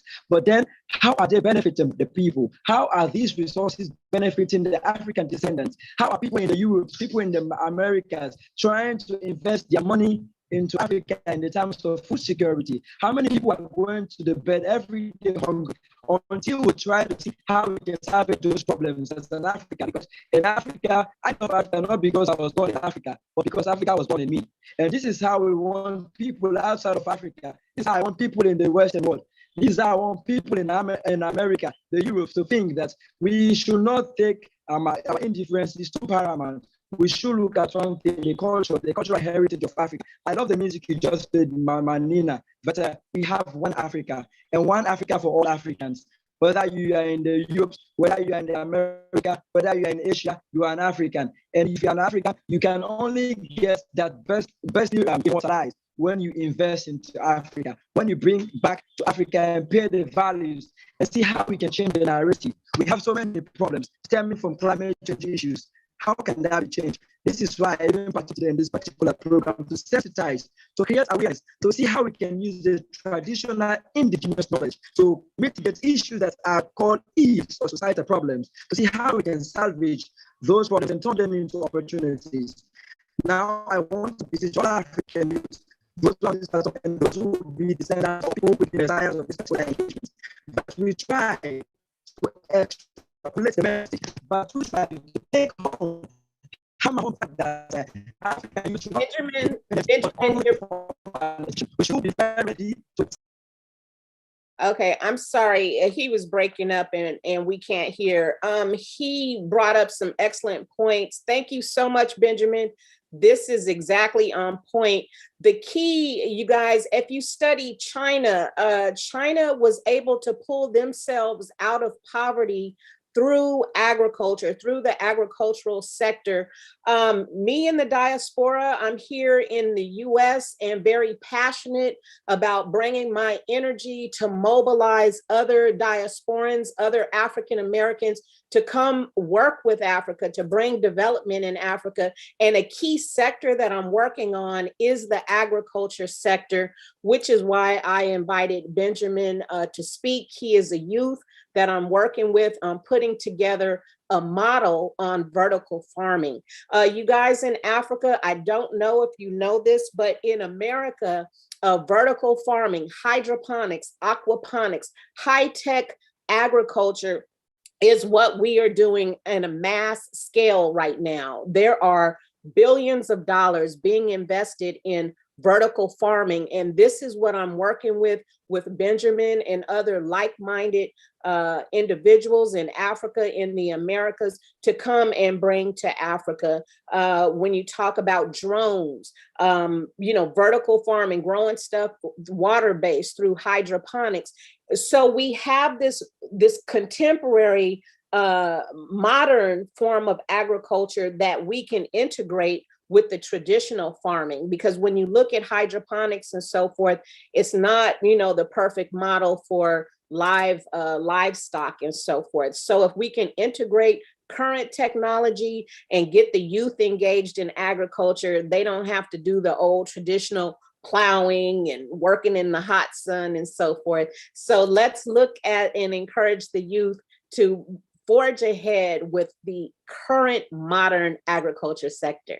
And again, this is Queen Nina, and we are done speaking with agriculture segment. Thank you. Thank you, Benjamin, for your contribution. Thank you very much. Thank you very much, Benjamin. Thank you very much, Queen Nina. We actually have one last speaker for this segment, which is the future of Africa's agriculture. We have Her Royal Highness Princess Nqobile Nkosi, who will be speaking. However, Princess Nqobile Nkosi is also affected by the load shedding in South Africa. To be honest, I don't know how I'm on the loose, because I still have my lighting and my network. So we are going to have Her Royal Highness Princess Nigiwe Bam, who will be reading her presentation, because Princess Nqobile had had planned for this session and requested that should she be affected by the load shedding, Princess Nigiwe will be able to speak on her behalf. She has prepared her presentation. So I'll just give you the floor.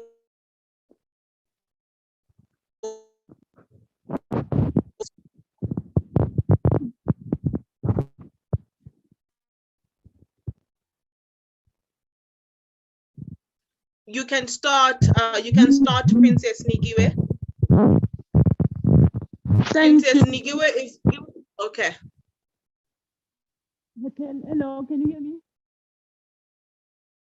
We can hear you, but you're a bit far. Maybe if you can come a bit closer to your audio, and then you'll be perfect. But we can hear you, Princess. Thank you so much. I'd like to greet everyone that has attended this conference. A very powerful session indeed. I'm so grateful that we can have young people that are so speaking about Africa and creating. We can barely hear you, Princess Nikki. You sound very muffled and we can barely hear you.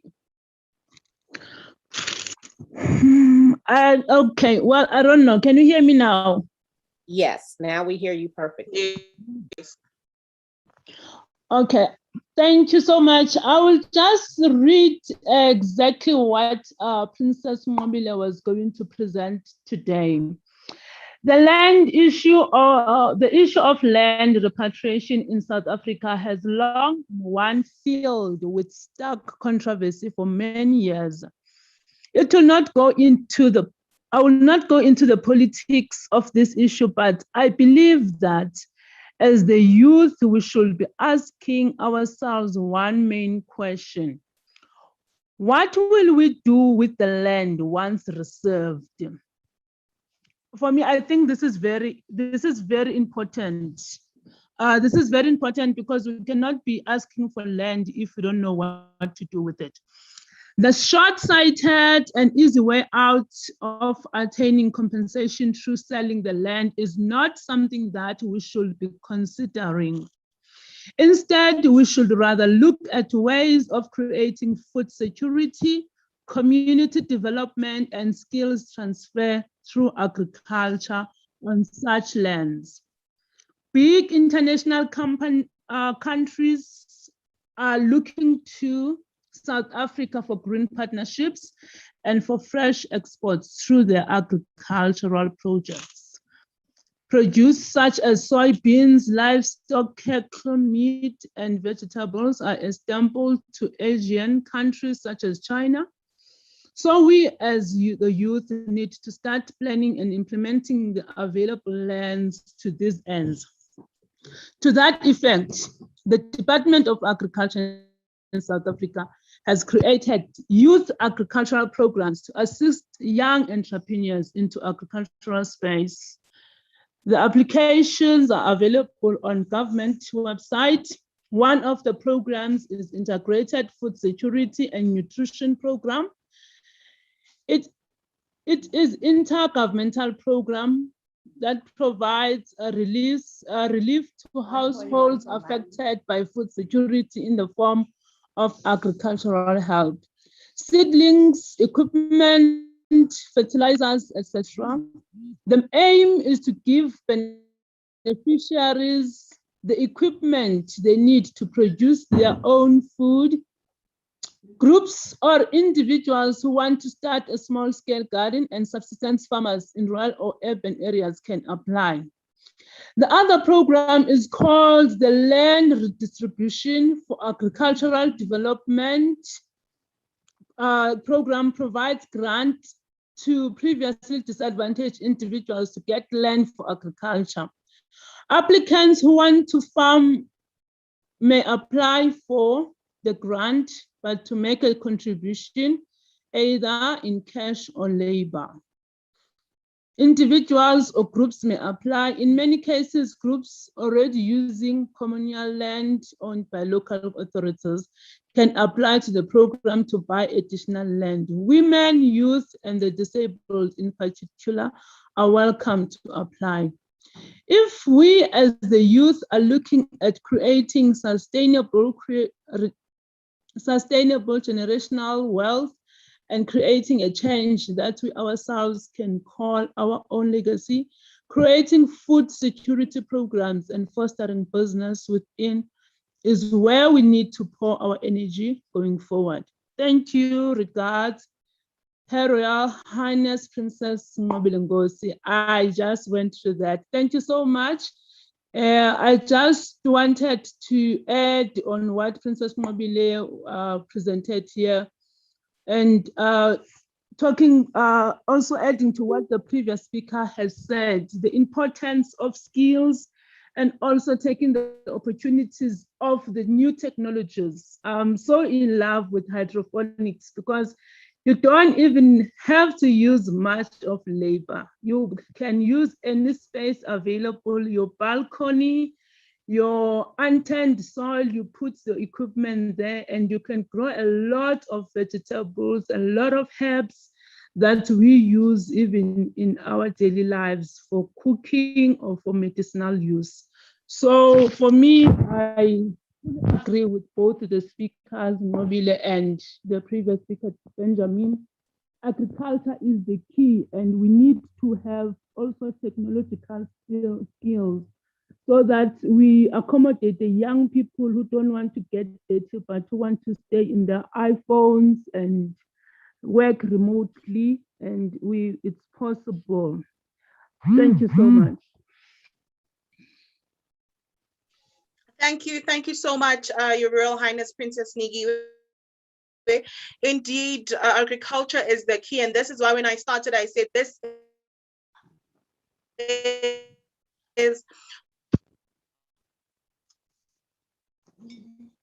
one of the most young people are sure learning that this we look at this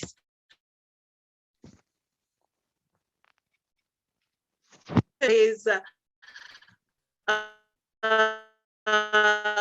very bright, and for us without the land, as Queen Nina has said, South Africa, Queen Nina, we actually do have, and I know that we have the IDO chairperson of South Africa is very involved, you know, in planting and agriculture and such. So thank you very much, speakers. Also, my co-host is having challenges with his network as well. He doesn't have electricity as well.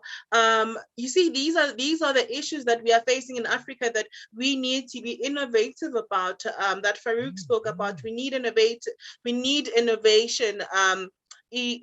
need innovative measures here so that they can deal with the issues that we are currently facing right now, because this is where we need young people to be, because there is wealth of knowledge, there's opportunity for development, and there's financial assistance, as Princess Nqobile's presentation has said. There's assistance in mentorship, as Farouk has presented before, as Mordecai said before. So this is what we have. So if the youth are not able to access this information, then we need to make sure that the future generations are not going to have the problems that we are having right now. Speaking of educating, we get into our next segment, which is changing Africa's narrative through education and through the arts. So we are going to go to our first speaker.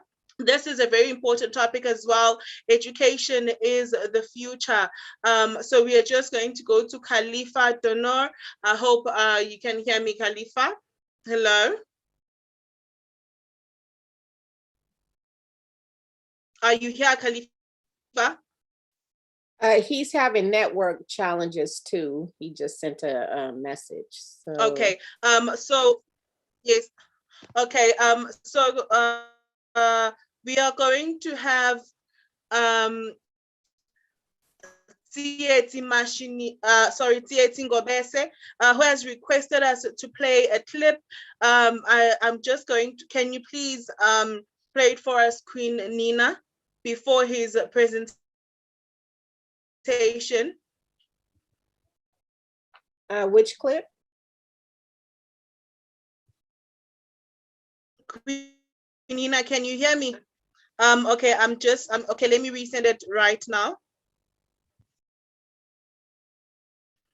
Okay, so this is Tsietsi Ngobese from South Africa. He is an actuary, and he's doing amazing things in South Africa through education, and he has a company called We Solve for X, where he is changing the narrative with regards to mathematics in our community. So I know as young people, we were always told, oh, mathematics is a hard subject, but he's changing the narrative. He's changing the future, and let us see how he is doing that in our communities. Let's see how he's doing that, which interesting technique. So I'd really like us to see it and learn from it, because this is the innovation of creativity. This is the type of thinking that we need, that will take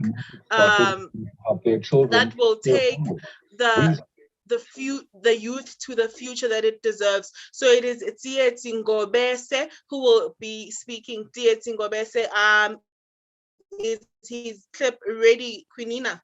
Yes, it is. Okay, thank you. Now let us hear from Tsietsi. Help their children with their homework. We Solve X is an organization in Thokoza that aims to elevate the pass rate in township schools while also increasing the viability of the township economy. This is done, we're told, by stocking thousands of grocery packs from street vendors and then handing them out to parents as motivation for attending these classes. Actuary and CEO of We Solve X, that's Tsietsi Ngobese, says this is a way to try teach math literacy in township school. Sorry, one moment.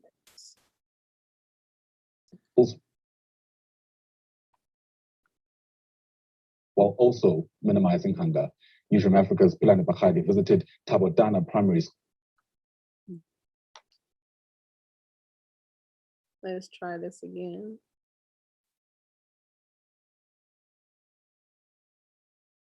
Parents on the East Rand are attending mathematics classes in order to help their children with their homework. We Solve X is an organization in Thokoza that aims to elevate the pass rate in township schools while also increasing the viability of the township economy.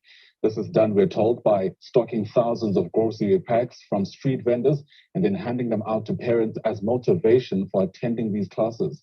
Actuary and CEO of We Solve X, that's Tsietsi Ngobese, says this is a way to try teach math literacy in township schools while also minimizing hunger.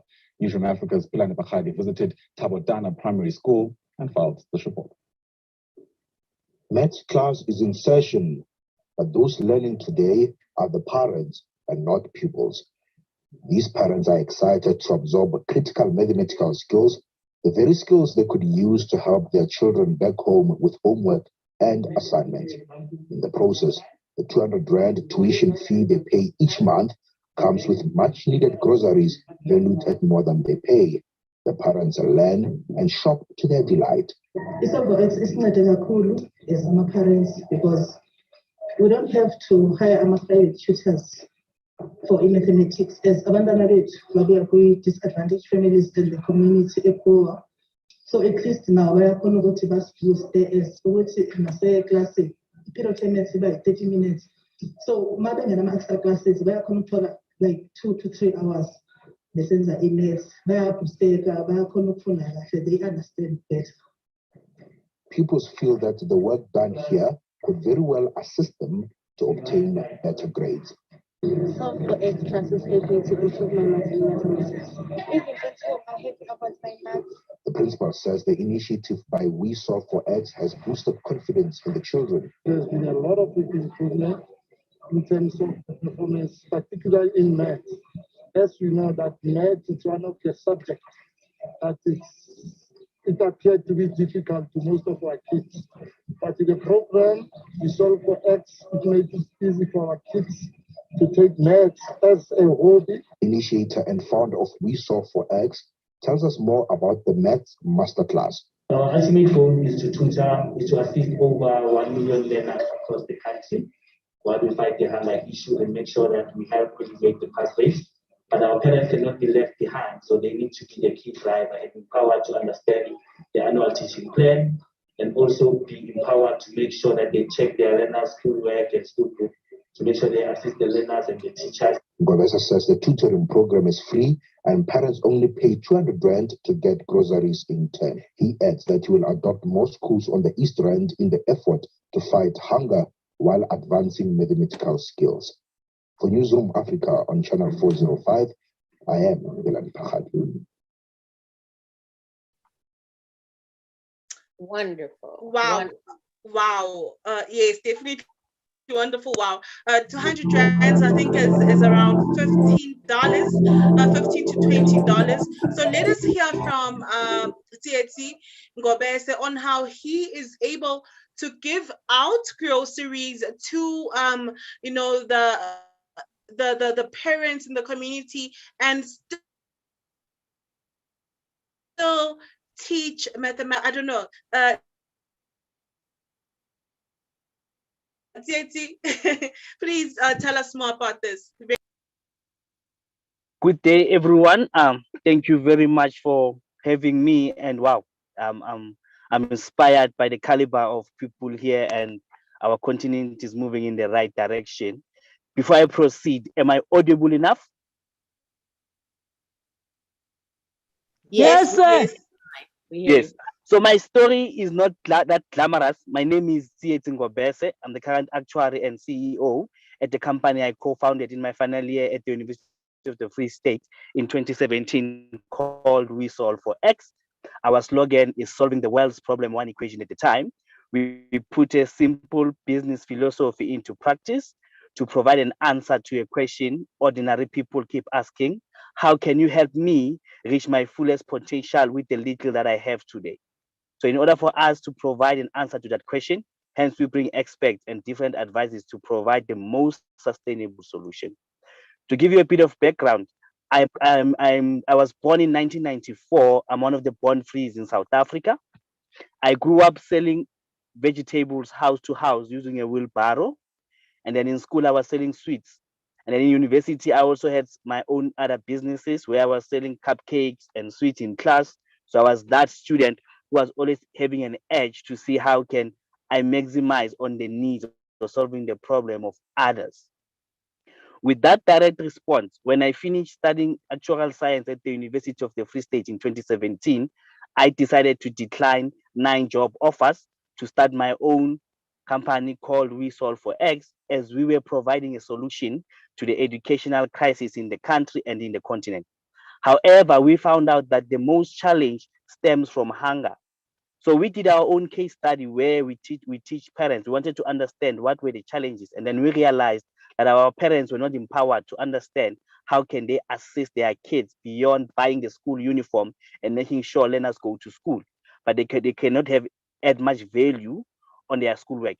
Then we designed an actuarial model that worked in a similar way as the principle of insurance. So from the actual profession, it works in terms of pooling of risk, which is something that we have been doing for years in our stokvels, where burial societies, which we inherited from our own parents. Hence, we were able to start our own without any funding, nor any startup capital from any stakeholders.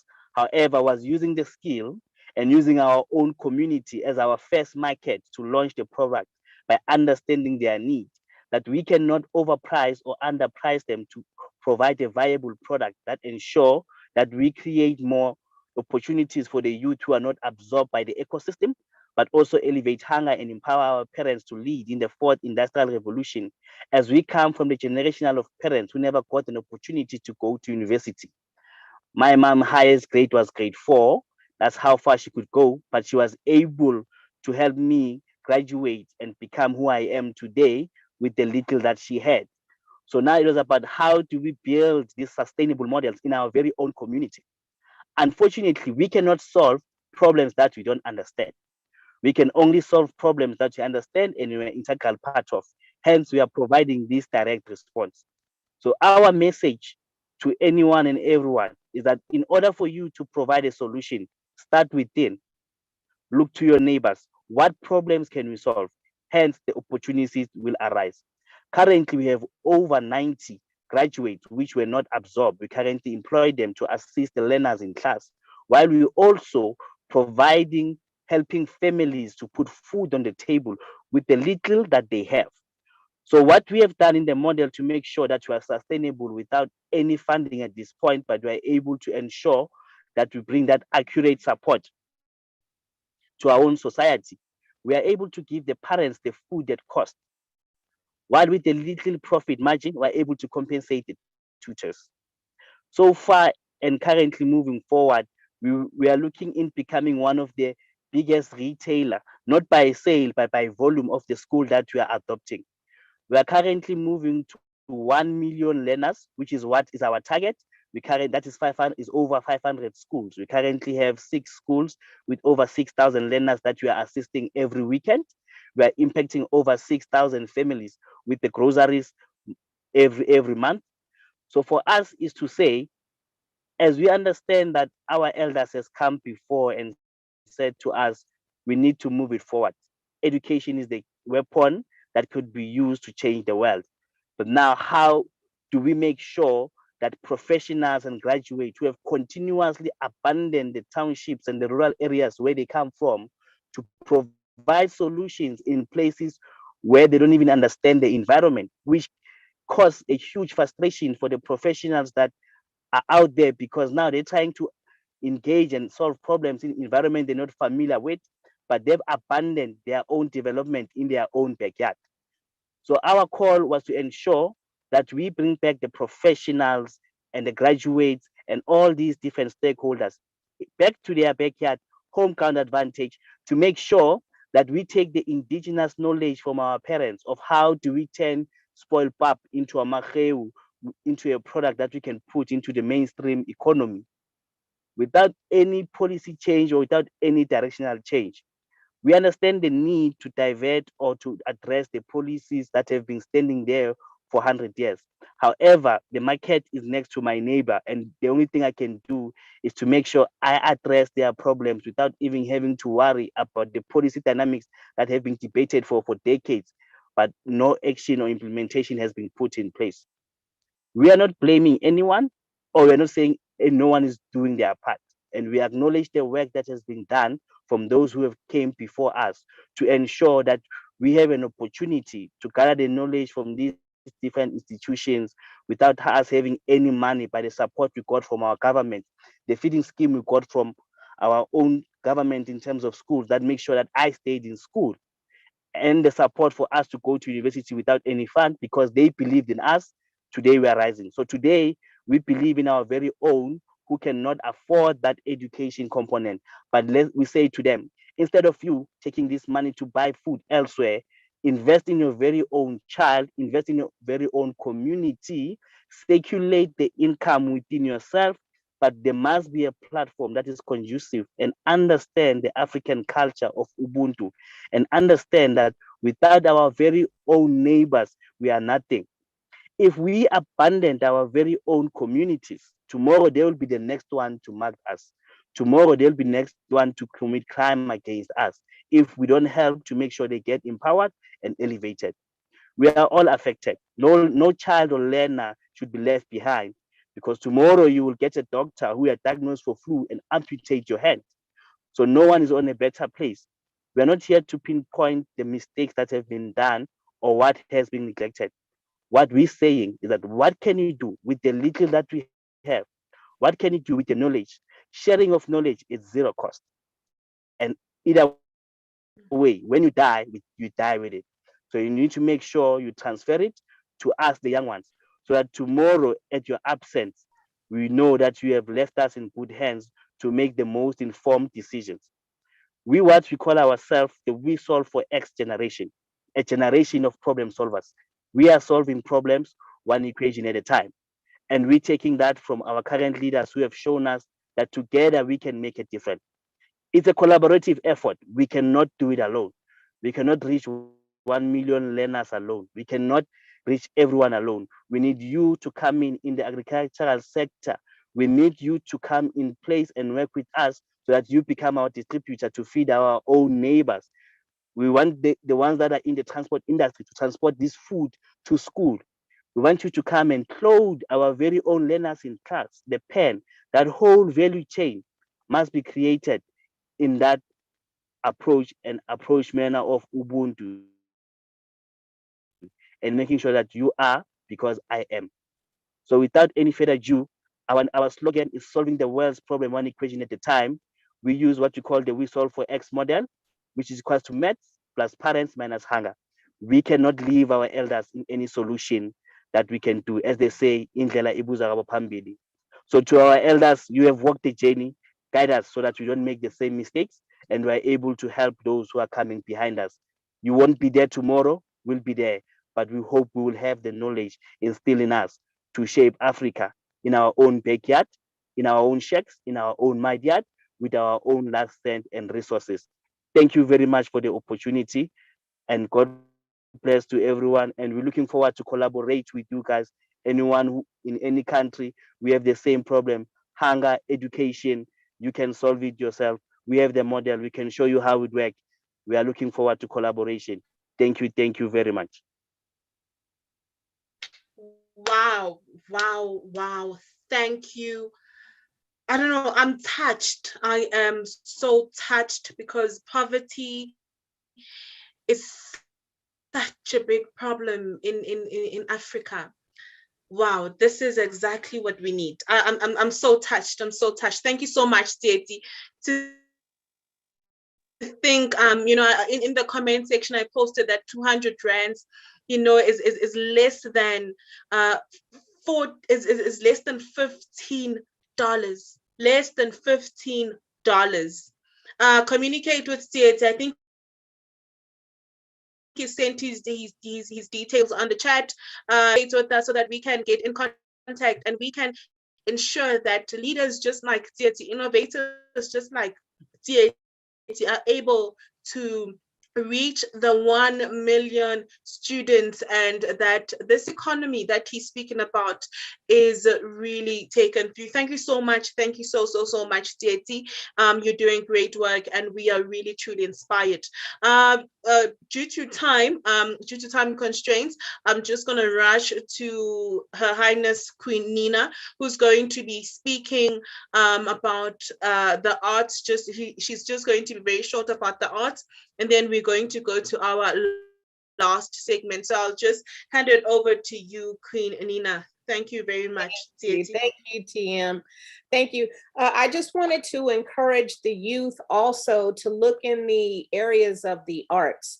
Again, I'm from Los Angeles. I was a child actor and a print model. I have my degree in theater arts and I minored in Black African American history. So I have a company called Transmedia 360. That's a multimedia company that I started in 2010, and I produce documentaries, films, stage plays, as well as events like festivals. And during the course, because of my, at 24, with getting my minor in African American history, I learned a great deal about the history of Africa. So it is my passion, longtime passion, to tell African stories or Pan-African stories that reflect the strength and the beauty and the truth about Africa. So if you look at my past work around documentaries and different films and so forth I've worked on, you'll see that it has a Pan-African component to it. I also manage Pan-African artists that I've been doing for over 10 years here in Los Angeles, and now I've expanded the work that I do into Africa. So in the past in Los Angeles, I've handled a traditional musician from Mali, and I've put on concerts here in Los Angeles to teach people about the culture of Mali. I've handled bands from Haiti, from Jamaica, you know, with reggae music and so forth. Now my company, Transmedia 360, has expanded into Africa. So I handle, like I presented the video, Afrobeats artist in Nigeria. 2 weeks ago, I just directed a music video while being present in Los Angeles. I directed his current music video in Nigeria through the use of technology. I was online and I had a camera crew set up the shots for me and so forth, and we successfully did that video in Nigeria. So it's important, youth, that you get involved in the media, in storytelling, to show Africa in all of its beauty and splendor. And I will share my information. If you would like to work together and collaborate, I'd be more than happy. So thank you so much, and I'm done speaking.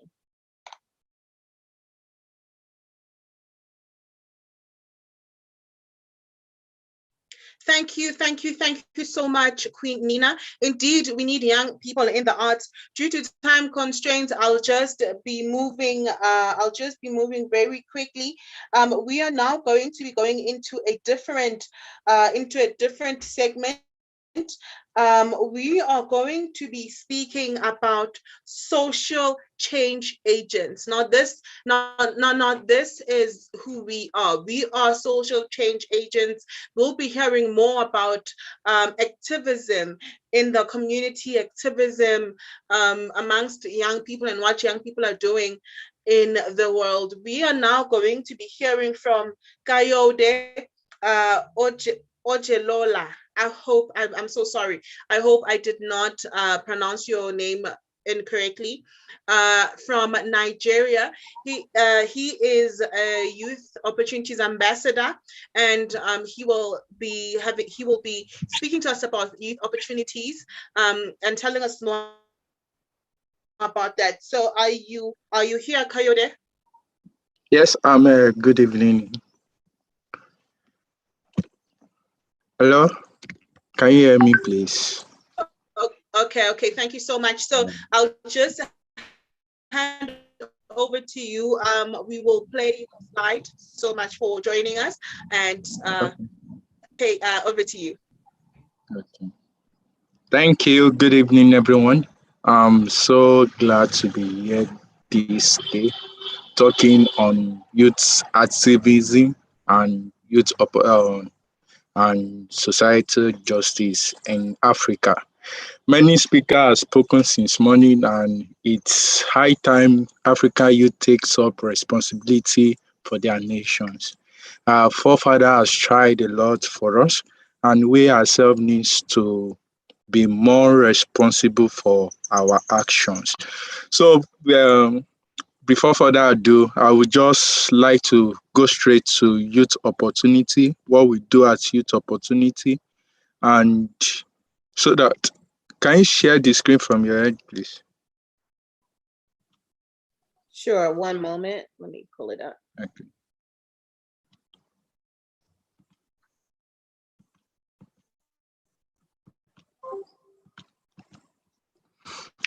Okay, thank you. Oh, can you go to the next slide? So many at times we are faced with difficulties in Africa. Some says we does not have opportunity. More people over there has more opportunity than us, and this in some point has become very false because we have different platforms that carry out opportunity for us as Africans. So if we want everybody to develop at the same point, we need to also share equal opportunity to every participant and everybody, especially youth in Africa. So that's what we do in Youth Opportunity. We are the largest opportunity discovery platform for youth across the world. Millions of youth have trusted our platform such that they find about our opportunity very useful for their career, for their growth, and for every things convenient to them for their self-development. So that's what we do. We are in the entire globe, I mean the 7 continents of the nation, and we are not only in Africa, we have more than 200 ambassadors worldwide, and in returns, that is what and who we are. And some of you will be saying, what kind of opportunity do we share at Youth Opportunity? Well, how can you apply for such opportunity and where can you find it? So we, as I already said, we are a platform. That means we bridge a gap between people looking for opportunity and people providing the opportunity. We have many providers of opportunity looking for young Africans to come on board to the organization. We collect such opportunity and place it on our website, and from there, our ambassador from all other countries in Africa and in other parts of the world, they share it on their platform. But for general platform where you can go to select the kind of opportunity you want, is it will be dropped on the chat box, youthstop.com. It's a worldwide link that you can go and access such opportunity. Next slide, please. So what kind of opportunity do we share? We have fully funded and partially funded opportunity on our platform, which are majorly categorized into several categories. We have 7 categories. We have for the scholarship, for the internship, for the fellowship, for exchange program, for workshop, for conferences, for competition, for volunteer service, and other relevant SDG program, such that you can see and apply for in your field. We have people who has applied for our fellowship, for our program, and from there they are able to develop themselves. And we did not only share opportunity on our platform. Okay, next slide, please. Let me show you how to navigate through our website. So how do you navigate through our website? I've already dropped the link to they've already dropped the link to the chat box. If you are with me, just go to the link and you press the exploit button. The exploit button take you to the left side of my hand, where you can categorize your opportunity, what you are looking for. I've told you we have 7 categories. We have the scholarship, we have the conferences.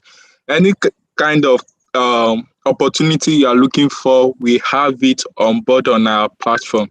So just for you to explore, and you search by region, by funding type. I told you we have partially funded, we have fully funded, and we have not funded at all, such that you yourself will fund yourself. So all those platforms are on our platform. So after you've already see the kind of opportunity you want, you can start applying, start writing your application, start writing your grants, start writing your essays for conferences. So we does not always also have the app, because we believe that majority of the youths have access to phones than the laptop.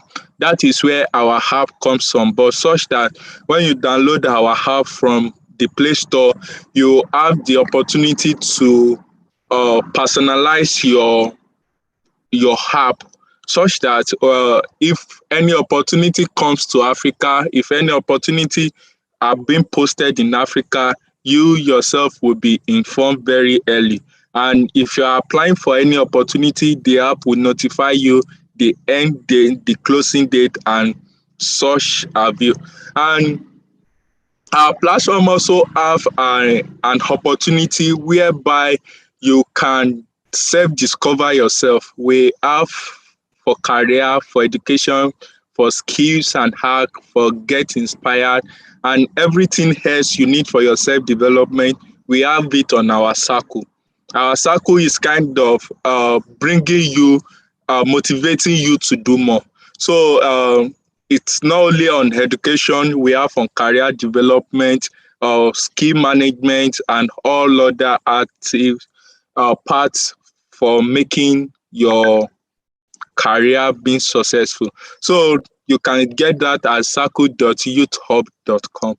So without further ado, that is it. But I would like to inform you all that if you are looking for any youth opportunity in your country or wherever you are, just go into your Facebook. It's the easier part you can go to.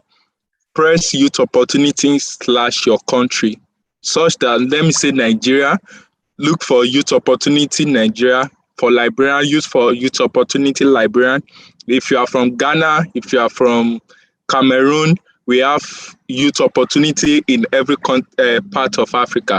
So in as much there are opportunity out there, but you need to motivate yourself to write this opportunity. People will not bring it. It won't be easy at first, but when you are motivating yourself to apply for them, to write, you get explosion in writing, you get explosion in meeting with people, and that is the importance of it for us all to network together. So I don't know if you have any question. That will be all from my hands over here. Thank you for having me once again. Thank you so much, Kayode. Youth Opportunities is bringing opportunities to your fingertips. Thank you very much, and that is one of the things. I mean, with Africa's large unemployment rate, these are the things that we should be advocating amongst our young people. So thank you. We are going to hear from Fatima Kasim. Fatima Kasim, I know you were with us earlier on. I'm not sure maybe if you are still with us. If you're still with us, can you please say hi? Okay, I think we have lost. I think this is due to time. We have lost Fatima, but thank you so much, speakers. I think we'll just go right straight to question and answers. This has been an impactful session, and we are looking forward to being the change that we want to see in Africa. We see that we are capable as young people. We are at the table. We have always been fighting to say, bring us to the table.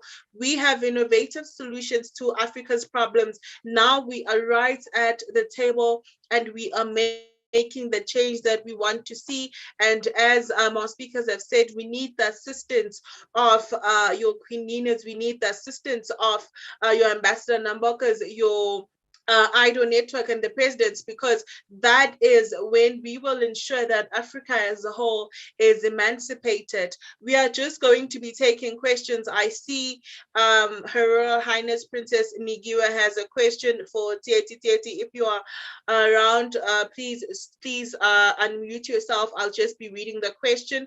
So the question says, we have a challenge of maths in schools, and kids change subjects because of maths, and parents don't want their kids to change due to career. So when is it the right time to do Career Expo? I was saying from grade 6, kids should be able to choose careers, and parents can start coaching kids before, even before high school. Hi, thank you, Tiet. I can see you. Can you please answer the question? No, thank you very much. So when it comes to when is the right time and what measures can be put in place, all grades are important. Any grade is the right time to have that Career Expo to empower the youth to take that career, to make that career choice. However, the assumption should not be that all parents are empowered to be able to coach their kids and to be consistent with the development of the learner. So that's where we come in with a continuous model where we have the kids and the parents continuously on the classroom to make them understand these different careers and how they can guide their child to make sure that they choose the right career. And it also comes in with our innovative research and development that we do based on the creativity of the kids. These kids are doing amazing things. So we're guiding that into sustainable research. So we're hopeful we'll be modeling those innovations from these kids by the time they get to grade 10 or within the next 2 years. We'll be bringing back all those innovations from the classroom even before they get to university. So it's about continuous development for the parent and the kids. A one-day expo will have an impact, but it won't sustain the difficult times the learner will have throughout the year. So we need to be consistent and provide that direct response. Indeed, that is so true. I do agree with you, Tieti. We need parents to be actively involved in the education of young people. Thank you so much for doing that work. If you do have a question for us, please do type it in the comment section and we will be able to answer your questions. However, I do not that is provided by Coyote, who was speaking before right now. Please do use that link to learn more about youth opportunities. Thank you so much for joining us. I'd like to share, I'd like to bring in our last, okay, so we are done with speakers right now.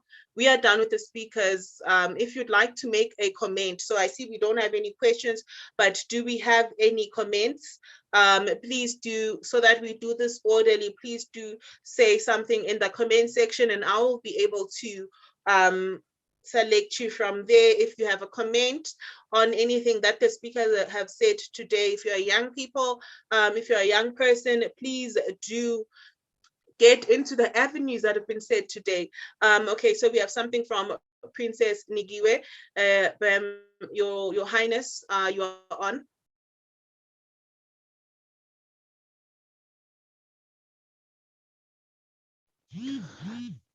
No, Tembi, I was answered. Actually, I was just responding that I have seen the response as well.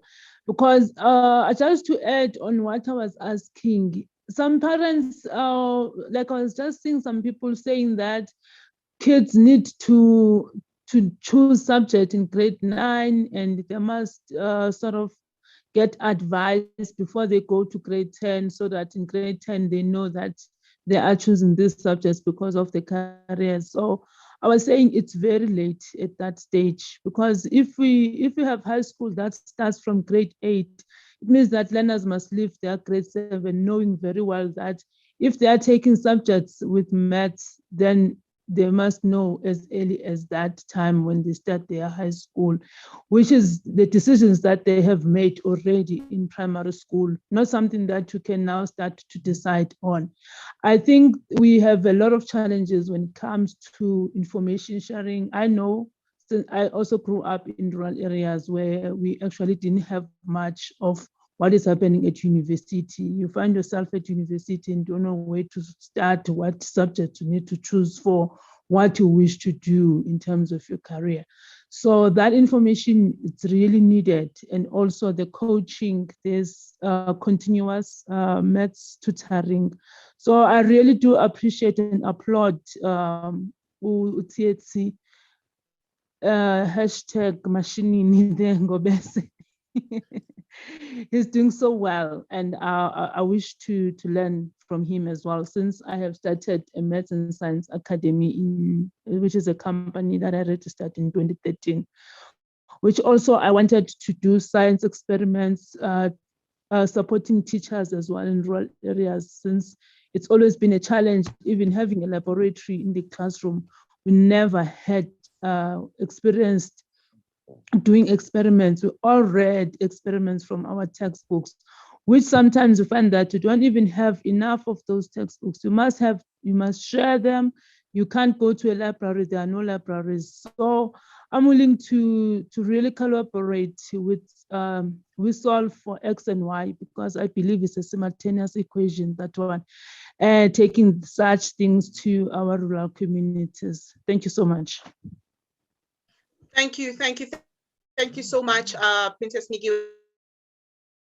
Now we are about to go to, we are going to close our segment, but before that, okay, so we do have, I see we have a hand from Mordecai, and Devon says that the solutions we are seeking are in the minds of the youth. Let's hear from you, Mordecai. Please, can you please be brief so that we can have our closure from the president of the IDO Network International. Over to you, Mordecai. Thank you, Program Director. I just firstly want to say that we SolveX, Africa, we about to solve all the X's. This is a mathematical equation that we can do. And I just want to highly first recommend CET for the great work he's doing. And also say that I think it's time for us now to collaborate. Rural development is very important, and we need to take the libraries to the rural areas. We need to take agriculture to the rural areas, and we need to redistribute the economy, because it can't be centralized in the cities. Townships and rural areas can have malls, they can have all the facilities that you can find in cities, and that will mean that money will be now sifting in to all the places where it needs to go to. So I just wanted to add that, and I'd like to recommend each and everyone that let's collaborate, guys, and let us redistribute our education and our skills to each and every part of the rural areas and different parts. Thank you. Thank you very much. Thank you very much, Mordecai. We have Marian saying, thank you so much for hosting this youth empowerment event. I have shared the various links with other young organizations and young people. Great job to you all, Marian Dechokon. Thank you so much, Marian.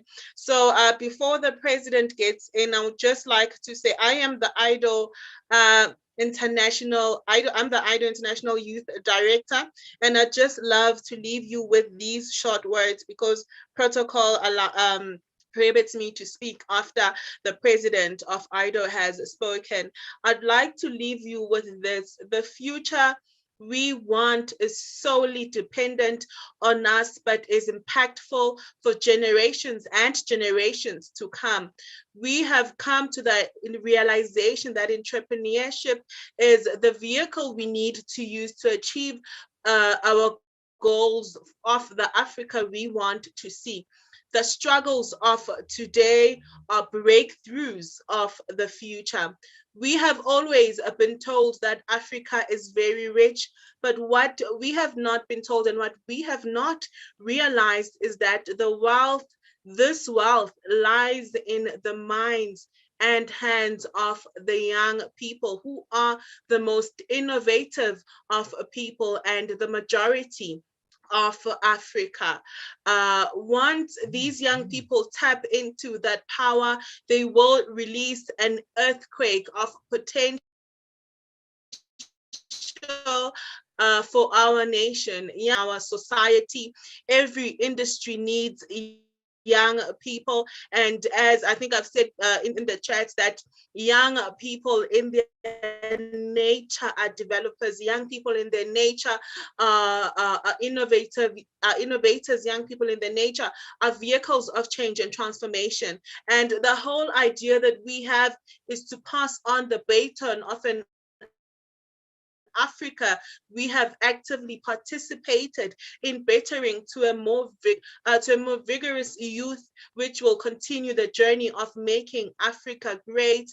Please believe in yourself, believe in your power, believe in your mind, and an empowered youth is an empowered society. With those words, I would like to introduce the president of IDO Network International. His Royal Highness Paul Jones Iganda. Over to you, President. Thank you so much for this program.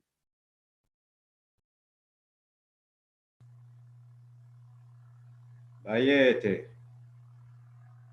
Bayete. Thank you very much. Before I say my few words, I would like to give an opportunity to the Vice President IDO, His Excellency Ambassador Ireneo Namboka. I believe he has made a few notes and we don't want him to take his great knowledge back home. Your Excellency, the microphone is with you.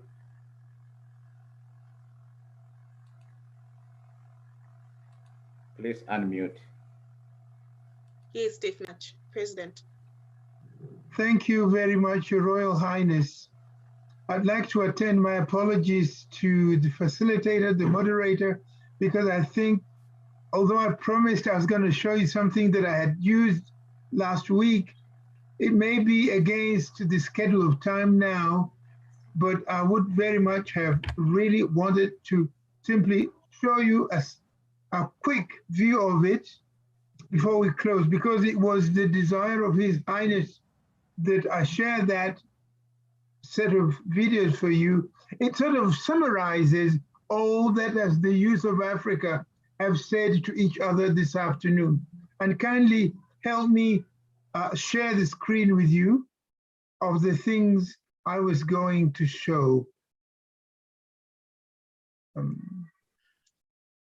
I don't know. I think Ambassador, as young people, I think we are here to learn from you. The speakers have said that we are here to draw inspiration. I think we can have that video.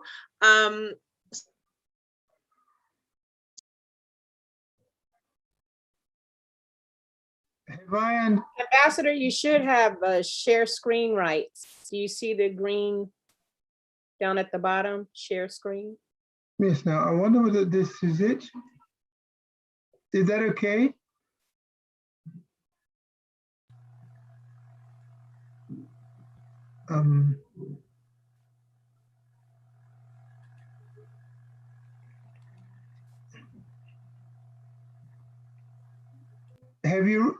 Can you see it now?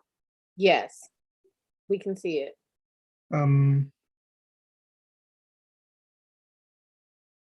It's just that now from my end, I can't see it. Would you like to guide me? Because normally when I share, I still see mine. Can you see it? It says Zoom phone, it's Zoom. If you want to post the link in the chat, and I probably could share it. If you now like. I've given it to you. Can you see it on your screen? We see a Zoom page, Zoom. But I just wanted to do this. And can you post the link in the chat and then I can pull it up? Or now can you see it now? Now we see it. Current now you is see current it. African generations low rate. Yeah. Right. Now I was going to say that this is what I shared last week. It is exactly on the theme that we are talking about now. Current African generations low rate of participation in the spirit of Pan-Africanism. Essentially, we're saying that we're one nation, we're all the people of Africa, and we should be more impactful as youth. But we need to do better. And so I say, who are the Africans that we call the current generation? And what is Pan-Africanism, this unity our forefathers in 1963 started with? Now, has the participation of African youth been insufficient? Has this participation been poor and lacking? So we look at about 3 decades. We look at 1963 when the AU, the Organization of African Unity, was started for us. In 2015, we had the new launching of the AU, that's the African Union, from the OAU. And now finally today with President Felix Tshisekedi as the current chairperson of the African Union. Now, the current generation is all the youth. And we're talking about people who are below 40, starting from about 15. and mainly people like you who are born after independence in Africa. Now, the questions we have to ask ourselves is, what did the initiators of Pan-Africanism have in mind? And what do they want to see happen on the continent? They wanted all Africans becoming one person. They wanted to have one nation as a continent. But do you, the youth present here, think these objectives have been achieved? Have they come true? And we are saying, maybe not quite. If not, why? Why not? Now, traditionally, we know that Africans expect wisdom, initiative, and leadership from their older members of society. That's what Queen Nina has just said, that you want to hear from us because you trust us. You think we are responsible. You take us as role models. In turn, when we behave well, you in turn give us respect and trust. So in the past, youth in Africa behaving as good children of the continent expected many things to be done right by the elders.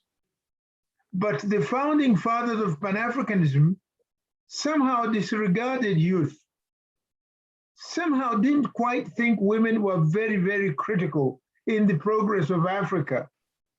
So now the youth and women have not contributed as much as they ought to have contributed, because the initial thinking, influenced even by religious teaching, when we say, when they were counting people that Jesus fed, they fed 5,000 men without counting women and children. That kind of attitude is not very helpful.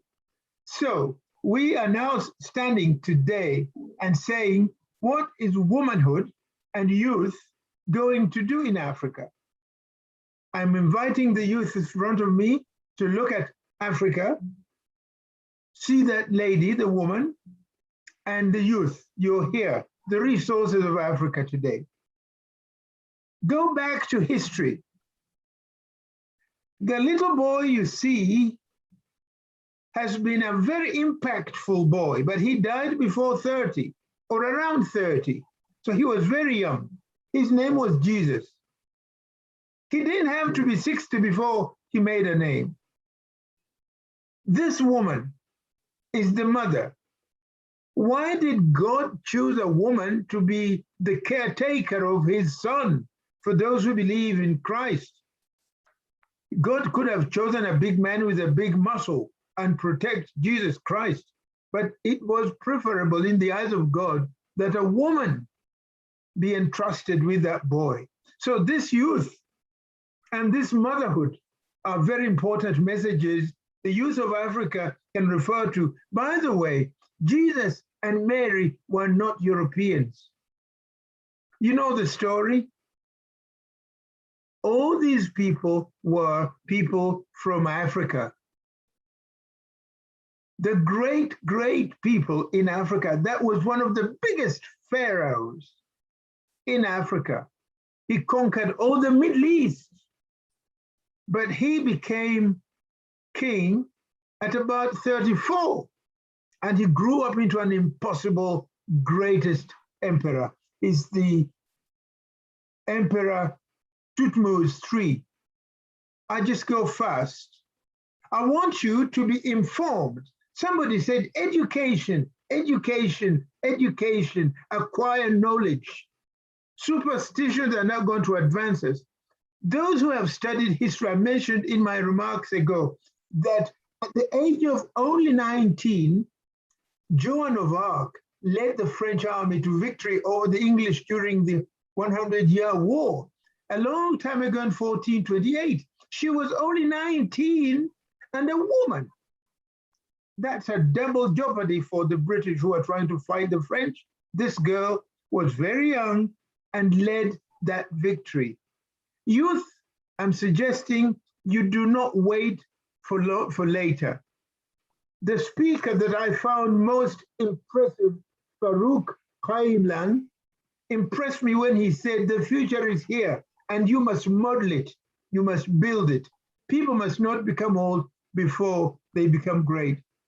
Many of us are aware and familiar with the boy who was born in 1918, but at the age of 26, the boy started to be fiery. Of course, we've only seen him late as President beloved Mandela Madiba. But he started very, very early when he was only 26 and he was already firebrand.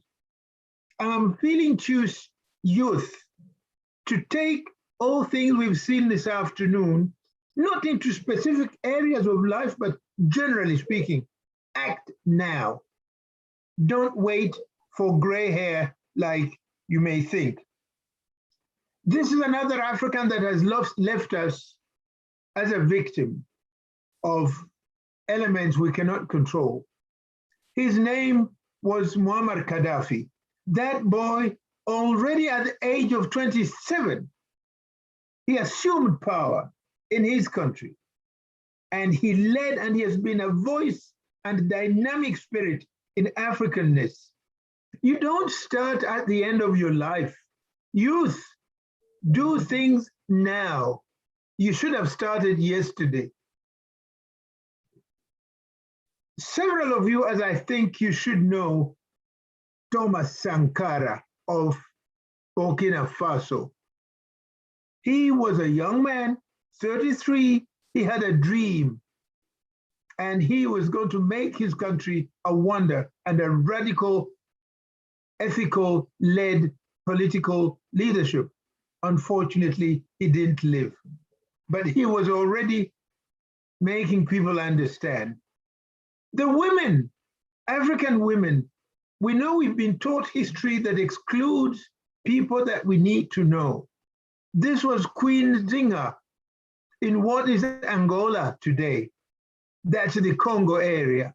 This girl was incredible. She was diplomatic, she was a soldier, and when she became queen at the age of 43, she made the Portuguese quake and cough.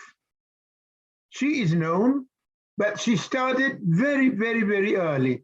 I invite you young people to read about this Queen Zinga of the Angolan people. Close to us today, I'm not just talking about Africa without referring to other examples. Greta Thunberg is the Swedish teenager, but at the age of 15, became a leading voice inspiring millions to join protests around the world to fight climate change. This is today. So like Jesus Christ, like Joan of Arc, like Mandela, we have to start very early. And you young people, we know that our forefathers started. It's okay, they started, but what they started wasn't perfect. What are you doing today? And I think that our friend who spoke about the parents and children being helped to help themselves in learning is talking about you now doing what you can, not asking what others can do for you. Now, we say that our people that started unity, the spirit of oneness in Africa, did follow traditions and religious values that rather didn't help them critically. Now, the persistent inability on their part to embrace human rights principles recommended by the United Nations and the African Charter failed the African Unity Program.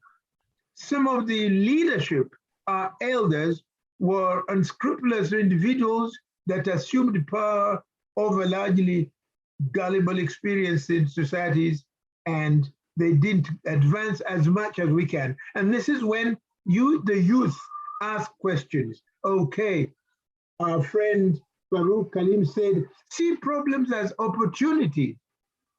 Our forefathers didn't do a perfect job. Yes, this is why you have a chance now. So we have the Agenda 2063, that is a revolutionary approach and a source of hope. And I've looked at this and I see that the Africans officially acknowledge that things could have been done better. Now they want Africans, the youth, to be more included, that Africa aspires to have a good governance environment, democracy, respect for human rights, justice, and the rule of law. This is what the African Union recognizes to be an aspiration that we must achieve. We count on you, young people. Aspiration number 5, that Africa should be with a strong cultural identity, common heritage and values and ethics. At the beginning of the program this afternoon, we were told African culture wants to respect ethics. No stealing, no corruption, no deceit. The African Union is inviting you, the young people, to make sure this is done. They didn't do it. Our elders didn't do that. We have to do it. Inspiration number 6, an Africa should be an Africa whose development is driven by people, relying on the potential of African people. Of course, whose percentage is 60% young people, especially its women and youth, and caring for children. I thought I should share this with you as the official stand of the AU itself, counting on you. Now, fast-track programs, they see this as a program that will transform Africa, that will make Africa based on law, at the moment, we still have laws that are restrictive. You know that there are borders between us. We were chopped into small bits called countries at the Berlin Conference in 1884. You, the youth now, must reverse what the elders in 1963 did. They consolidated those boundaries. Today, you, the youth, see more clearly these borders, these imposition of visas between people of countries are keeping Africa divided. The youth of Africa today, that is a good challenge to experiment with. So finally, I'm going to go quickly.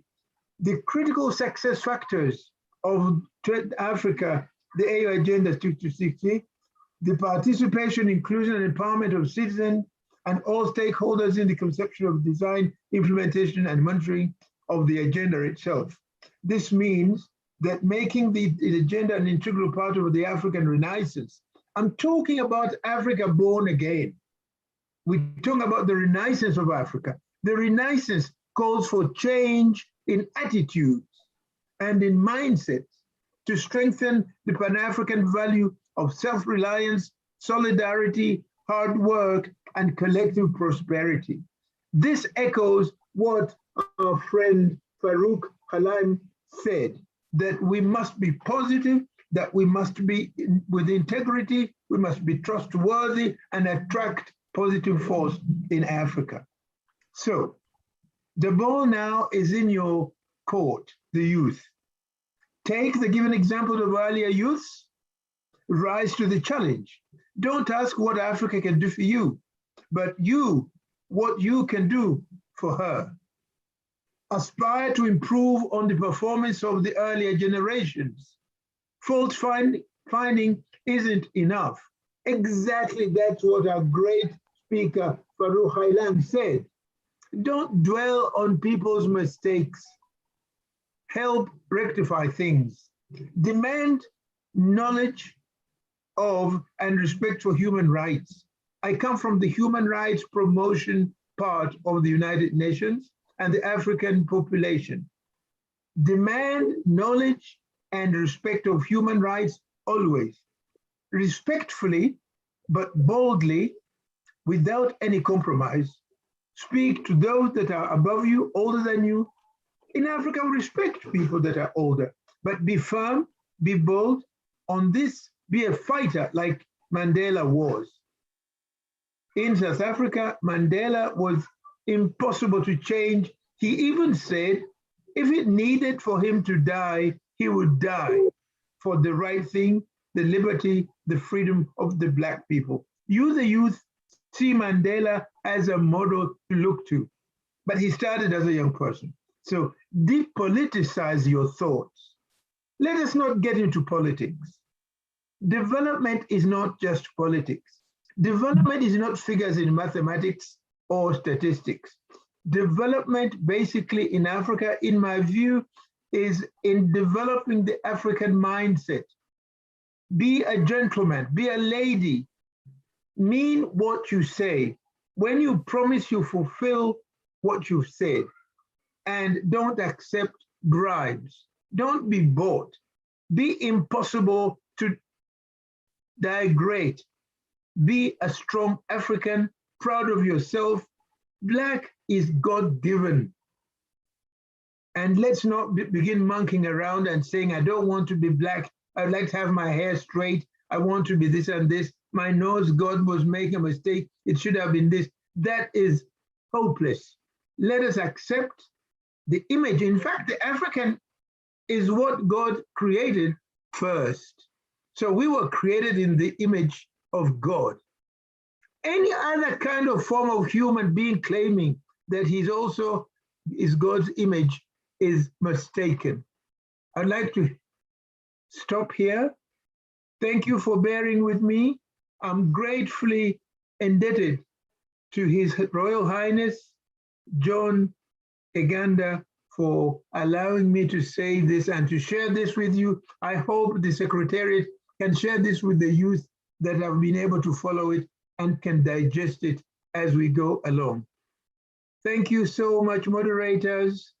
Thank you ever so much. I'm an elder. I'd like to be a role model, and you must be role models to those younger than you are. Thank you. Bravo. Bayete. Bayete. Yoga noi kere. Yoga. Yoga noi. Yoga noi. Wow. His Excellency Ambassador Irene Namboka has said all the words that I had to say today. And I wanted the youth today to go home with that message. It will also inspire you to ask some questions to yourself, because I believe most of the points he has mentioned, we did not think about them, but all these things are available. May I take this opportunity to thank Her Royal Highness Queen Nina Wamok, IDO Ambassador to California, and the Director of Royal Africa Company, America. This event was made possible by the partnership of her organization and IDO Network Youth Wing, headed by our own young lady, Sembisile Mahua, whom we call TM. Job well done. This was excellently full. It's the first event by the youth of IDO, and you have led very well. You have done very well, and we appreciate you. Briefly, I have listened to the presentations, very wonderful presentations. I learned things, and there's a lot to learn. I would mainly want to refer to our keynote, Mr. Farouk. He spoke about innovation startup opportunities for African youth.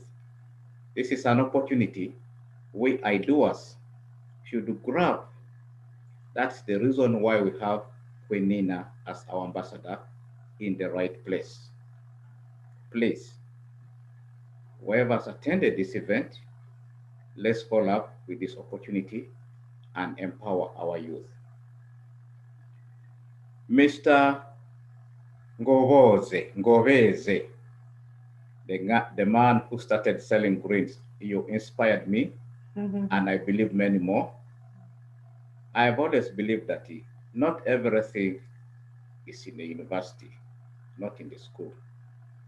There is that knowledge called University of Life. if you do not have that university, your PhDs will not really help you. It is always good to have a balance of both. For the young people, we are talking about Africa we want. To have that Africa you want, you must be part of the change of that Africa you want. You are the solution to the Africa we want to see. Now, for us as I do, we always say, show me what you have done. Show me what you have done. You see, we can always talk. The mouth can always say all the nice things in the world. But doing those things is where the real work starts. In IDO, we want to mean what we say. Today, you have all said very beautiful things. And one of the things I've picked out that I believe is part of us that we cannot do without: eating and health, agriculture.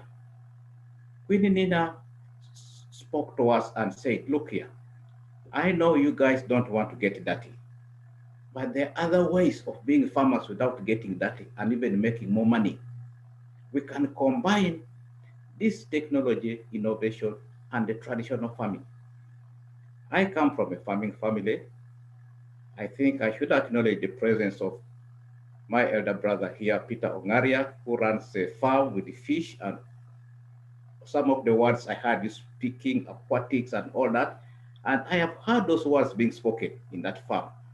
So hearing them from the young people today, it was like, it became music.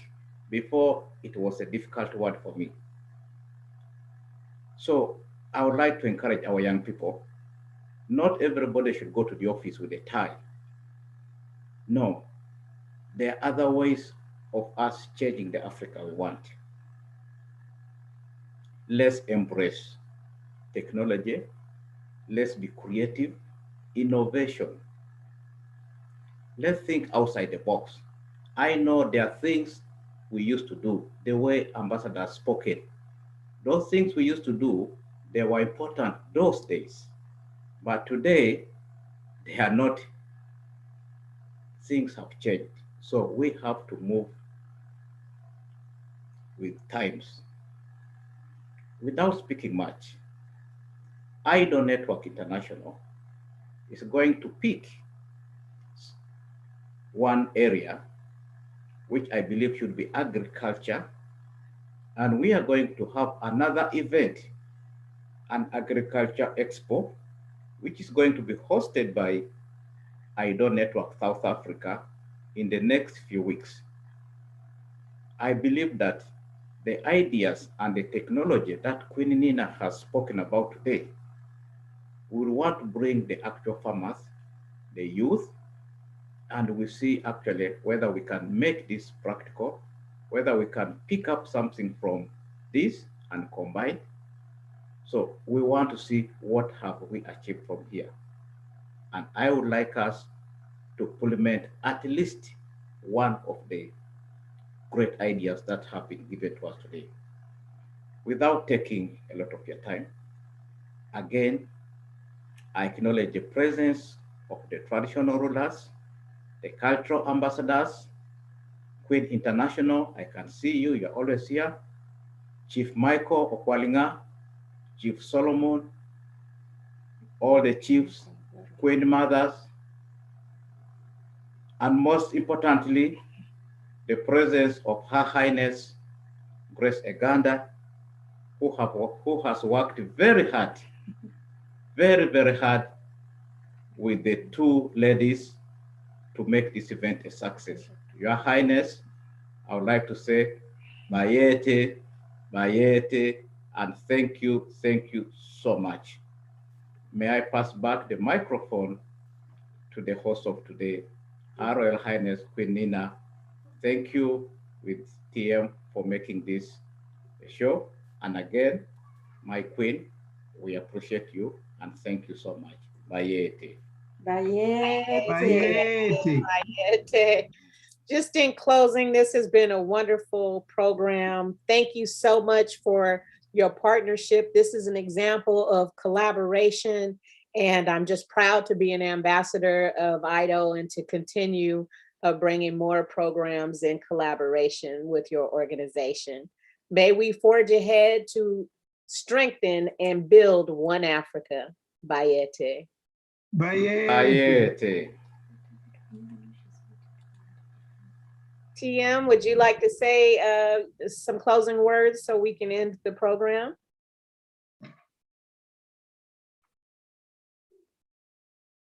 No, I'd just like to thank everyone for attending. The president has already provided all the protocol. So I'd just like to say thank you so much for attending. Ambassador Namboka covered, us so much. And I will share, I'll be in communication with you, Ambassador, so that we can share the information to young people of IDO and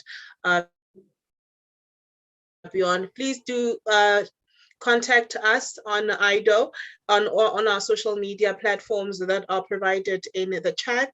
Thank you very much for being with us. Have a blessed evening, day, night, depending on where you are. Thank you very much and good night.